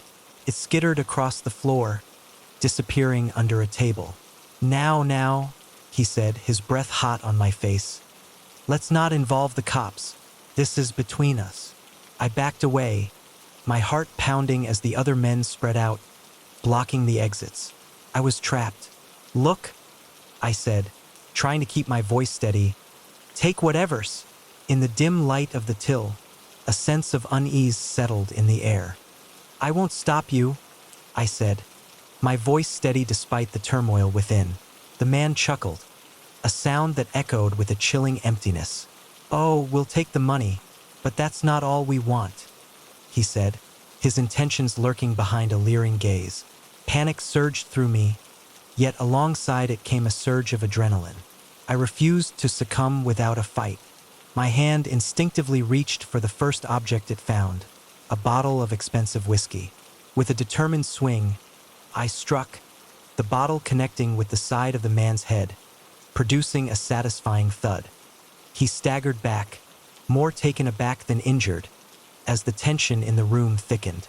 Provided the opportunity one had been waiting for, I leaped over the bar, narrowly escaping the outstretched hands of one of his companions. My thoughts raced as I sought an escape. The front door was obstructed, but there was a back exit through the kitchen. If only I could reach it. I dashed toward the kitchen, weaving between tables and chairs, the shouts of the men echoing behind me, their heavy footsteps in pursuit. I burst through the swinging doors into the kitchen, my eyes darting around for something to defend myself with. My hand grasped the handle of a heavy cast iron skillet, just in time. As the first man stepped into the kitchen, I swung the pan with a steady hand, the sound of impact echoing like a distant thunderclap. He crumpled to the floor, but there was no moment to savor the victory. The others were close behind. I retreated, gripping the skillet tightly, my heart racing as I called out, "Stay back!" My voice, though trembling inside, carried a courage I didn't fully feel. Then the tattooed man appeared in the doorway, a trickle of blood marking his brow from the earlier encounter. His eyes glinted with a chilling fury as he hissed, "You're going to pay for that." He lunged forward, but his movements seemed to falter, as if the shadows themselves were weighing him down. In a dimly lit kitchen, the air thick with tension, I found myself navigating a precarious situation. With a swift movement, I avoided the blow aimed at me, the skillet gliding through the air and striking his arm. His howl echoed, a haunting sound that reverberated off the walls, as he stumbled into a cacophony of pots and pans, the crash ringing out like a thunderclap in the small space. Seizing the moment, I darted toward the back door, my fingers trembling as they fumbled with the stubborn lock. Time slipped away, each second a heartbeat of urgency, until finally, I felt the bolt give way. But just as freedom seemed within reach, a hand seized my hair, yanking me back into the shadows. I gasped, the pain sharp and immediate, as I was spun around to confront one of the other men, his breath hot and menacing against my skin. He leaned in, the scent of alcohol heavy on his breath, and with a sneer, he asked, "Where do you think you're going?" In that moment, something within me shifted. All the fear and anger coalesced into a fierce determination. I raised my knee sharply, striking him where it hurt most. As he doubled over, I seized the skillet and brought it down hard against the side of his head. He collapsed to the floor, motionless. Just then, the back door swung open, and a rush of cool night air filled the room. For a fleeting moment, I thought I had found my escape, but then two more men stepped inside, blocking my way out. I was outnumbered and trapped, yet I stood my ground. I stood my ground, skillet in hand, my gaze flickering between the newcomers and the tattooed man, who was slowly rising. "I don't want to hurt anyone else," I said, my voice trembling. "Just let me go." The tattooed man let out a cruel laugh, a sound that sent chills down my spine. "Oh, you've done it now, girl. We were just going to have some fun. But now we're going to teach you a lesson you'll never forget." They began to close in, forming a half circle around me. I stepped back, feeling the cold metal of the industrial refrigerator press against my back. With my back pressed against the wall, I found myself at the end of my rope, with nowhere left to turn. Just as I braced myself for a final, desperate stand, the kitchen was abruptly illuminated. We all froze, momentarily blinded by the brightness. "Police! Nobody move!" The relief that washed over me at those words was indescribable.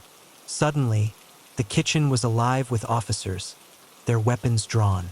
The men were swiftly subdued, handcuffed, and escorted away.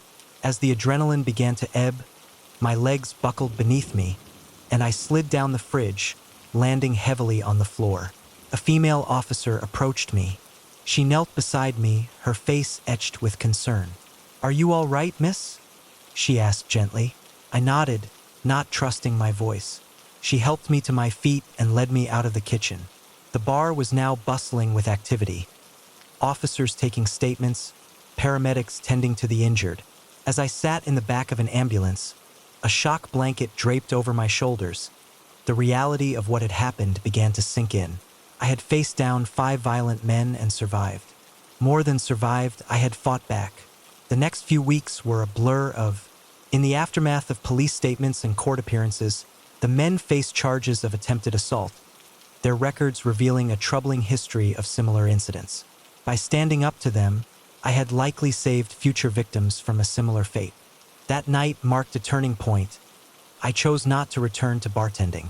The owner of OM Alesh was understanding, even offering to assist me in finding a day job. Yet, the experience had transformed me in ways I was just beginning to comprehend. I enrolled in self-defense classes and gradually ventured into various martial arts, discovering a newfound strength within myself. In the quiet of my thoughts, I reflect on a time I never anticipated. It was a journey that led me to teach other women the art of self-protection, guiding them to uncover their own inner resilience. Even now, in the stillness of the night, the echo of that bottle shattering against the wall lingers in my mind, a haunting reminder of the fear I once felt when cornered and outnumbered. Yet, those memories no longer hold me captive. Instead, they serve as a testament to my capabilities when faced with adversity. That night in the bar, though it was the most harrowing experience of my life, also marked the moment I unearthed my true strength. In an unexpected way, I find gratitude for that night, for it illuminated the power that resides within me. In the quiet moments, when I gaze into the mirror, I no longer see a victim. Instead, I see a survivor, a fighter. I understand that whatever life may throw my way, I possess the strength to confront it directly. But then, as I ventured into the forest, a simple day hike turned into something far more unsettling. The first snap of a twig pierced the stillness, and suddenly, the once peaceful woods transformed into a realm of shadows. As darkness enveloped me, strange voices began to weave through the trees, and a chilling realization settled in. I was not merely lost. I was being hunted. What began as an ordinary excursion quickly spiraled into a night filled with dread. There I was, embarking on a familiar journey through the woods, a ritual I had cherished many times before in various parks across the country. I would rise with the sun, drive to the trailhead, and immerse myself in nature, returning just in time for dinner. Yet, this time, the path I chose was different. A new trail I had discovered online, boasting breathtaking views and a challenging ascent, ideal for testing my abilities. The initial hours unfolded as I had envisioned, with the crisp air enveloping me, infused with the delightful fragrance of pine and wildflowers. I encountered a few fellow hikers along the way, sharing friendly nods, but as the day progressed, the atmosphere began to shift. As I ascended, the trail grew more secluded, and by early afternoon, I found myself at the summit. The view was nothing short of breathtaking, miles of unbroken forest unfurling to the horizon, adorned in a myriad of green hues. Perched on a rocky outcrop, I savored my packed lunch, feeling as if I were on top of the world. It was in that moment of tranquility that I made my first misstep. Rather than retracing my steps, I chose to venture down a different trail that appeared gentler on my map, a softer slope that promised to be easier on my knees. Little did I know then how that choice would unfold. Make a simple decision that would change everything. At first, the new trail seemed fine, perhaps a bit overgrown, but still clearly marked. However, as I descended, an unsettling feeling began to creep in. The markers became fewer and farther apart, the path narrowing and sometimes vanishing entirely beneath thick underbrush. More than once, I found myself backtracking after hitting dead ends. As the hours slipped by, a sick feeling coiled in my stomach. I should have reached the bottom by now. The sun dipped lower, casting long shadows through the trees. I pulled out my phone, hoping to... As I relied on my GPS to navigate, I soon discovered there was no signal. Of course, I was miles away from the nearest cell tower. Panic began to creep in. I was lost and alone in an unfamiliar forest, with the night drawing near. I took a deep breath, striving to maintain my composure. I had supplies, water, some energy bars, and a flashlight. I could endure the night if necessary. In the morning, I would find my way out. I just needed to keep a steady mind. Then I heard it. A voice, distant yet clear, calling out, "Hello? Is someone there?" Relief washed over me. Perhaps other hikers were nearby, also lost in this shadowy expanse. Perhaps, together we could navigate our way back. "Hey!" I shouted. "I'm over here. I'm lost." A moment of silence hung in the air before another voice emerged. Closer this time. "We hear you. Stay where you are. We're coming." I waited, my heart racing with a blend of fear and hope. The voices drew nearer, accompanied by the rustling of people moving through the underbrush. Yet, as they approached, an unsettling feeling crept in. The way they called to one another felt off, almost as if they were coordinating like a hunt. A chill coursed through me as the truth dawned. These figures were not rescuers, nor were they fellow hikers. They were something far more sinister, and I had unwittingly revealed my hiding place. Without a moment's pause, I fled, branches clawing at my face as I plunged deeper into the forest. The sounds of their pursuit grew louder, no longer masked by the shadows. Shouts rang out among the trees, drawing nearer with every frantic step I took. "She went this way. Don't let her reach the river. Spread out. Cut her off." Off the river, what river? I hadn't seen any river on my map, but right now a river sounded like salvation. If I could reach it, maybe I could follow it downstream and find help. I ran blindly, my lungs burning, heart pounding in my ears. The light was fading fast now, the forest around me turning into a maze of shadows. More than once, I stumbled, barely catching myself before I fell, and still they came, always behind me, always getting closer. Just when I thought I couldn't run another step, I heard it, the faint sound of rushing water. The river. I pushed myself. With a surge of determination, I felt a final burst of hope propel me forward. I dashed out from the shelter of the trees onto a rocky bank, where the river lay before me, wide and rushing, its currents too treacherous to navigate safely, especially as darkness began to envelop the landscape. Just as I was about to leap into the water, a voice sliced through the air, sharp and commanding. "Stop right there." I turned swiftly, and from the shadows of the trees, a man stepped forward, followed by another, and then more. Soon, I found myself encircled by a group of men, all clad in dark attire, their hands gripping what appeared to be guns. One of them, stepping forward with an air of authority, began to speak, his tone laced with an unsettling calmness. The leader, older than the rest, bore a face weathered by countless seasons spent in the wild. "Looks like we caught ourselves a lost little lamb," he remarked, his voice steady yet unsettling. I gasped, still trying to catch my breath. "I'm just a hiker. I got lost. I don't want any trouble." The man laughed, a cold sound that sent shivers down my spine. "Oh, you're in trouble, all right. You see, these are our woods, and we don't take kindly to trespassers." Panic surged within me as I stammered, "I didn't know. I'll leave. Just let me go, and I'll never come back." He shook his head, a knowing smile creeping across his lips. With a cruel smile playing on his lips, he leaned closer, his voice low and steady. "I'm afraid it's not that simple. You see, we have a tradition in these parts, a way of dealing with folks who wander where they don't belong." The other men were closing in now, forming a tight circle around me. I could see the excitement glimmering in their eyes, the anticipation palpable. This was a game to them, and I was the prey. "What do you want from me?" I asked, hating how my voice trembled. The leader's smile widened, a glint of mischief in his gaze. "We're going to give you a sporting chance, a head start, if you will. You run and we hunt. If you can make it out of these woods by sunrise, you're free to go. If not..." The sentence hung in the air, unfinished, yet its meaning was unmistakable. I glanced around, my heart racing, desperately searching for an escape, but there was none to be found. The men loomed, blocking the path back into the depths of the forest, and behind me lay the river, Too wide, too fast, too treacherous. You have 1 minute, the leader said, glancing at his watch. I suggest you make it count. For a moment, I stood frozen, disbelief washing over me. But then survival instinct surged within me. I turned and I fled not towards the forest, where my footsteps would be easily traced, but along the riverbank. If only I could find a narrower spot, perhaps a bridge.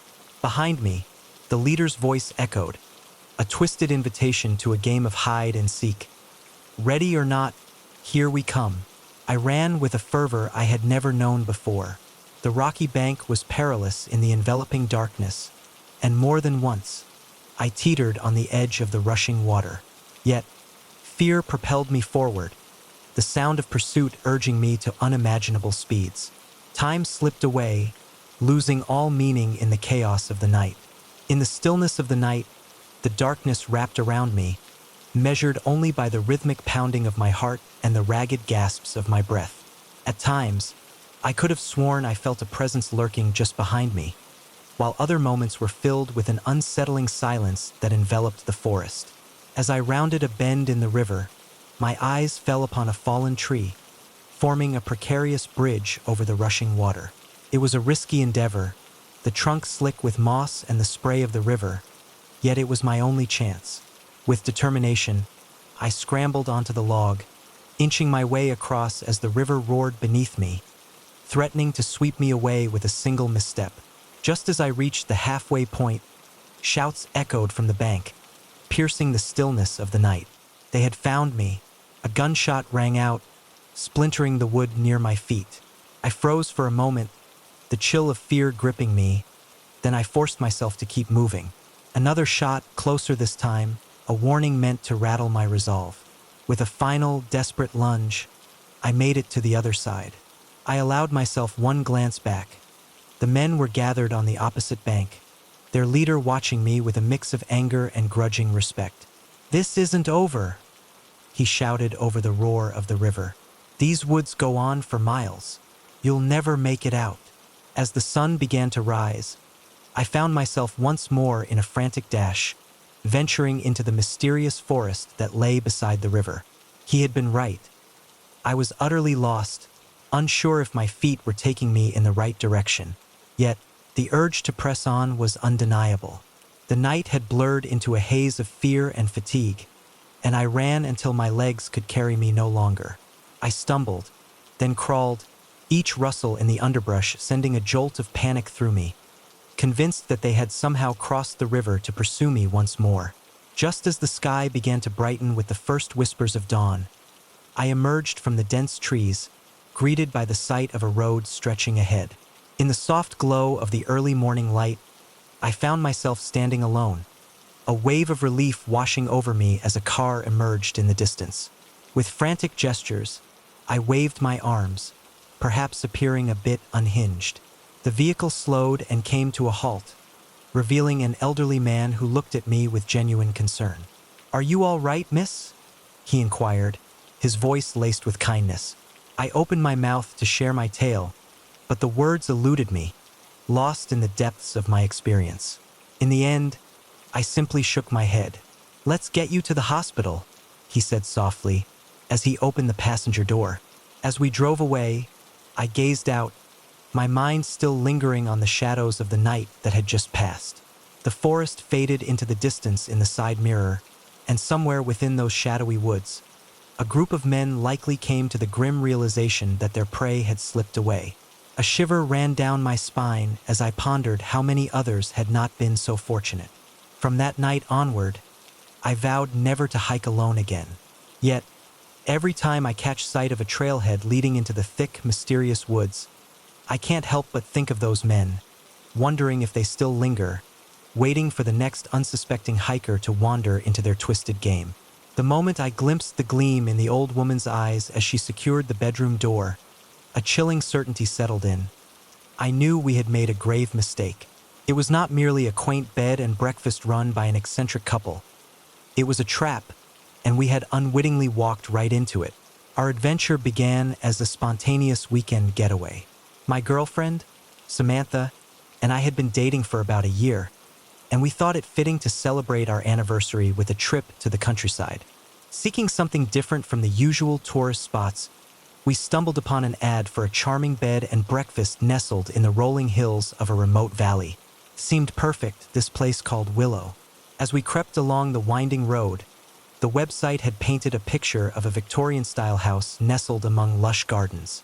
The rates were surprisingly affordable, and though the reviews were few, they were glowing. Without a second thought, we booked our stay. The drive out was beautiful, leaving the city behind as towering skyscrapers surrendered to sprawling farmland and then dense forests. Yet, as we ventured deeper into the valley, a growing sense of isolation settled over me. We hadn't passed another car in over an hour, and our cell phones had lost signal miles back. "Are you sure this is the right way?" Samantha asked, peering at the handwritten directions we'd printed out. I nodded, though I was starting to have doubts myself. The website said it was a pretty remote part of the charm, right? Just as we were considering turning back, we rounded a bend, and there it was, Willow Creek. It looked exactly like the photos. A grand old house with a wide porch surrounded by weeping willows. It was like stepping back in time. An elderly couple emerged from the front door as we pulled up, and they introduced themselves. They introduced themselves as Walter and Dorothy, the owners, embodying the essence of small-town hospitality with warm smiles and a folksy charm. "We're so glad you found us," Dorothy said, her eyes crinkling at the corners. "We don't get many visitors these days." Walter, surprisingly spry for a man of his age, grabbed our bags before I could protest. "Let's get you two lovebirds settled in," he said with a wink. The inside of the inn resembled a museum, filled with antique furniture, faded photographs adorning the walls, and even an old gramophone in the corner. It was fascinating, yet something lingered in the air. There was something unsettling about it. It seemed less like a home and more like a snapshot frozen in time. Our room was situated on the second floor, at the end of a long, dimly lit hallway. Walter placed our bags down while Dorothy busied herself with the curtains, her voice bubbling with excitement as she recounted the house's history. "This room has a special history," she said, her tone shifting to one of reverence. "So many happy couples have stayed here over the years. Some say the room itself is blessed with love." I exchanged a bemused glance with Samantha. It felt a bit excessive, but then again, it was all part of the experience. As the clock struck 7, Walter's voice echoed through the halls, announcing that dinner would be served. "We eat together here like family," he said, before leaving us to unpack. Once the door clicked shut, Samantha flopped onto the bed, a giggle escaping her lips. "Okay, this place is weird," she remarked, "but kind of adorable, right?" I nodded, though a nagging feeling lingered in the back of my mind, whispering that something was amiss. We freshened up and made our way down for dinner. The dining room, as ornate as the rest of the house, featured a long table set for 4. Walter and Dorothy soon joined us, serving a hearty meal of pot roast that filled the air with a comforting aroma. As the roast and vegetables filled the table, the conversation flowed gently, with Walter and Dorothy sharing tales of the area and past guests. Yet, there was an unusual quality to their dialogue, as if they were following a well-rehearsed script. During a brief pause, I inquired, "So how long have you two been running this place?"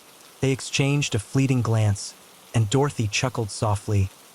"Oh goodness, it feels like forever, doesn't it, dear?" Walter nodded in agreement, adding, "Time has a way of blending together out here." It wasn't quite the answer I sought, but before I could delve deeper, the moment slipped away. Dorothy stood up abruptly, asking who was ready for dessert after dinner. We retired to our room, and while Samantha was charmed by the whole experience, I couldn't shake my unease. "Don't you think they're a little odd?" I asked as we prepared for bed. Samantha shrugged. "They're old and they live in the middle of nowhere. Of course they're a little eccentric." I tried to let it go, but sleep didn't come easily. The house creaked and groaned in the night, and more than once, I thought I heard footsteps in the hallway. The next morning, we discovered breakfast already laid out, yet Walter and Dorothy were nowhere to be found. "Hello," I called out, but silence enveloped us. We ate in an uneasy quiet, the only sound the steady ticking of an old grandfather clock. Just as we finished, Dorothy appeared as if conjured from the shadows, startling us both. "I hope you slept well," she said, her fixed smile unwavering. "Walter is out tending the grounds. I thought perhaps you'd like a tour of the house." The tour was disconcerting. Each room felt frozen in time, perfectly preserved yet untouched, and Dorothy's commentary took on an odd tone. As the tale unfolded, the air thickened with memories of past guests, lingering like whispers in the corners of the room. "This was little Timmy's favorite spot," she said, her hand gracefully gesturing toward a window seat. "He would sit here for hours, eagerly watching for his parents to return."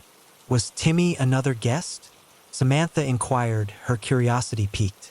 Dorothy's smile wavered for just a moment, a flicker of nostalgia crossing her face. "Oh yes, from long ago. Such a dear boy." As the tour continued, I couldn't help but notice the absence of modern conveniences. No television, no radio, not even a telephone in sight. Eventually, we found ourselves back in the entrance hall, where Walter awaited us, a silent guardian of the stories that lingered in the shadows. "It was a beautiful day for a walk," he announced. "Why don't you two go explore the grounds?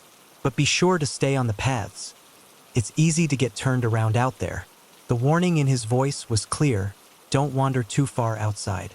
Samantha and I finally had a chance to talk privately. "Okay, you're right," she admitted. "This place is weird. Maybe we should leave early." I nodded, relieved she was on the same page. "Let's pack up and go after lunch. We can make up an excuse about work or something." But when we returned as the evening deepened, a sense of unease settled over the house, transforming the atmosphere from unsettling to truly chilling. Our room, once untouched, had been meticulously tidied in our absence. Our bags lay unpacked, clothes neatly folded and tucked away in ancient dressers, and the car keys I distinctly remembered leaving on the bedside table had vanished without a trace. "Walter, Dorothy," I called out, striving to keep the tremor from my voice. "It seems we've misplaced our keys."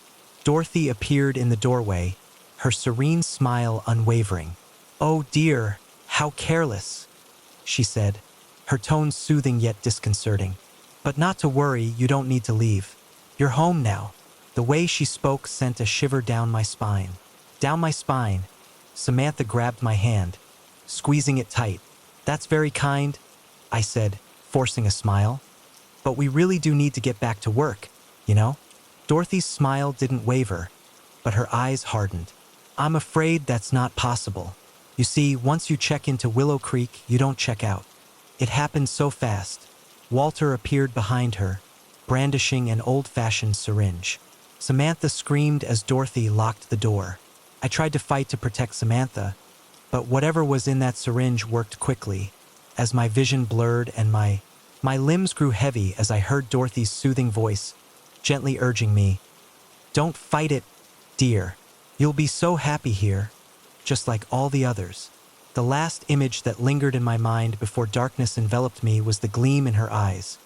Not the warm twinkle of a kindly old woman, but the cold, hungry stare of a predator who had just caught her prey. I cannot say how long we have been here now, days, weeks. Time seems to stand still in this place. Samantha and I are never left alone together. They keep us drugged and compliant. Sometimes I catch glimpses of other guests, vacant-eyed figures draped in old-fashioned attire, drift through the halls like specters. I struggle to maintain my memories, to cling to my sense of self, but the effort grows more daunting. The drugs, the ever-present smiles of Walter and Dorothy, the unending cycle of meals, tours, and parlor sitting. All of it is wearing me down. Yet I have not surrendered, not yet.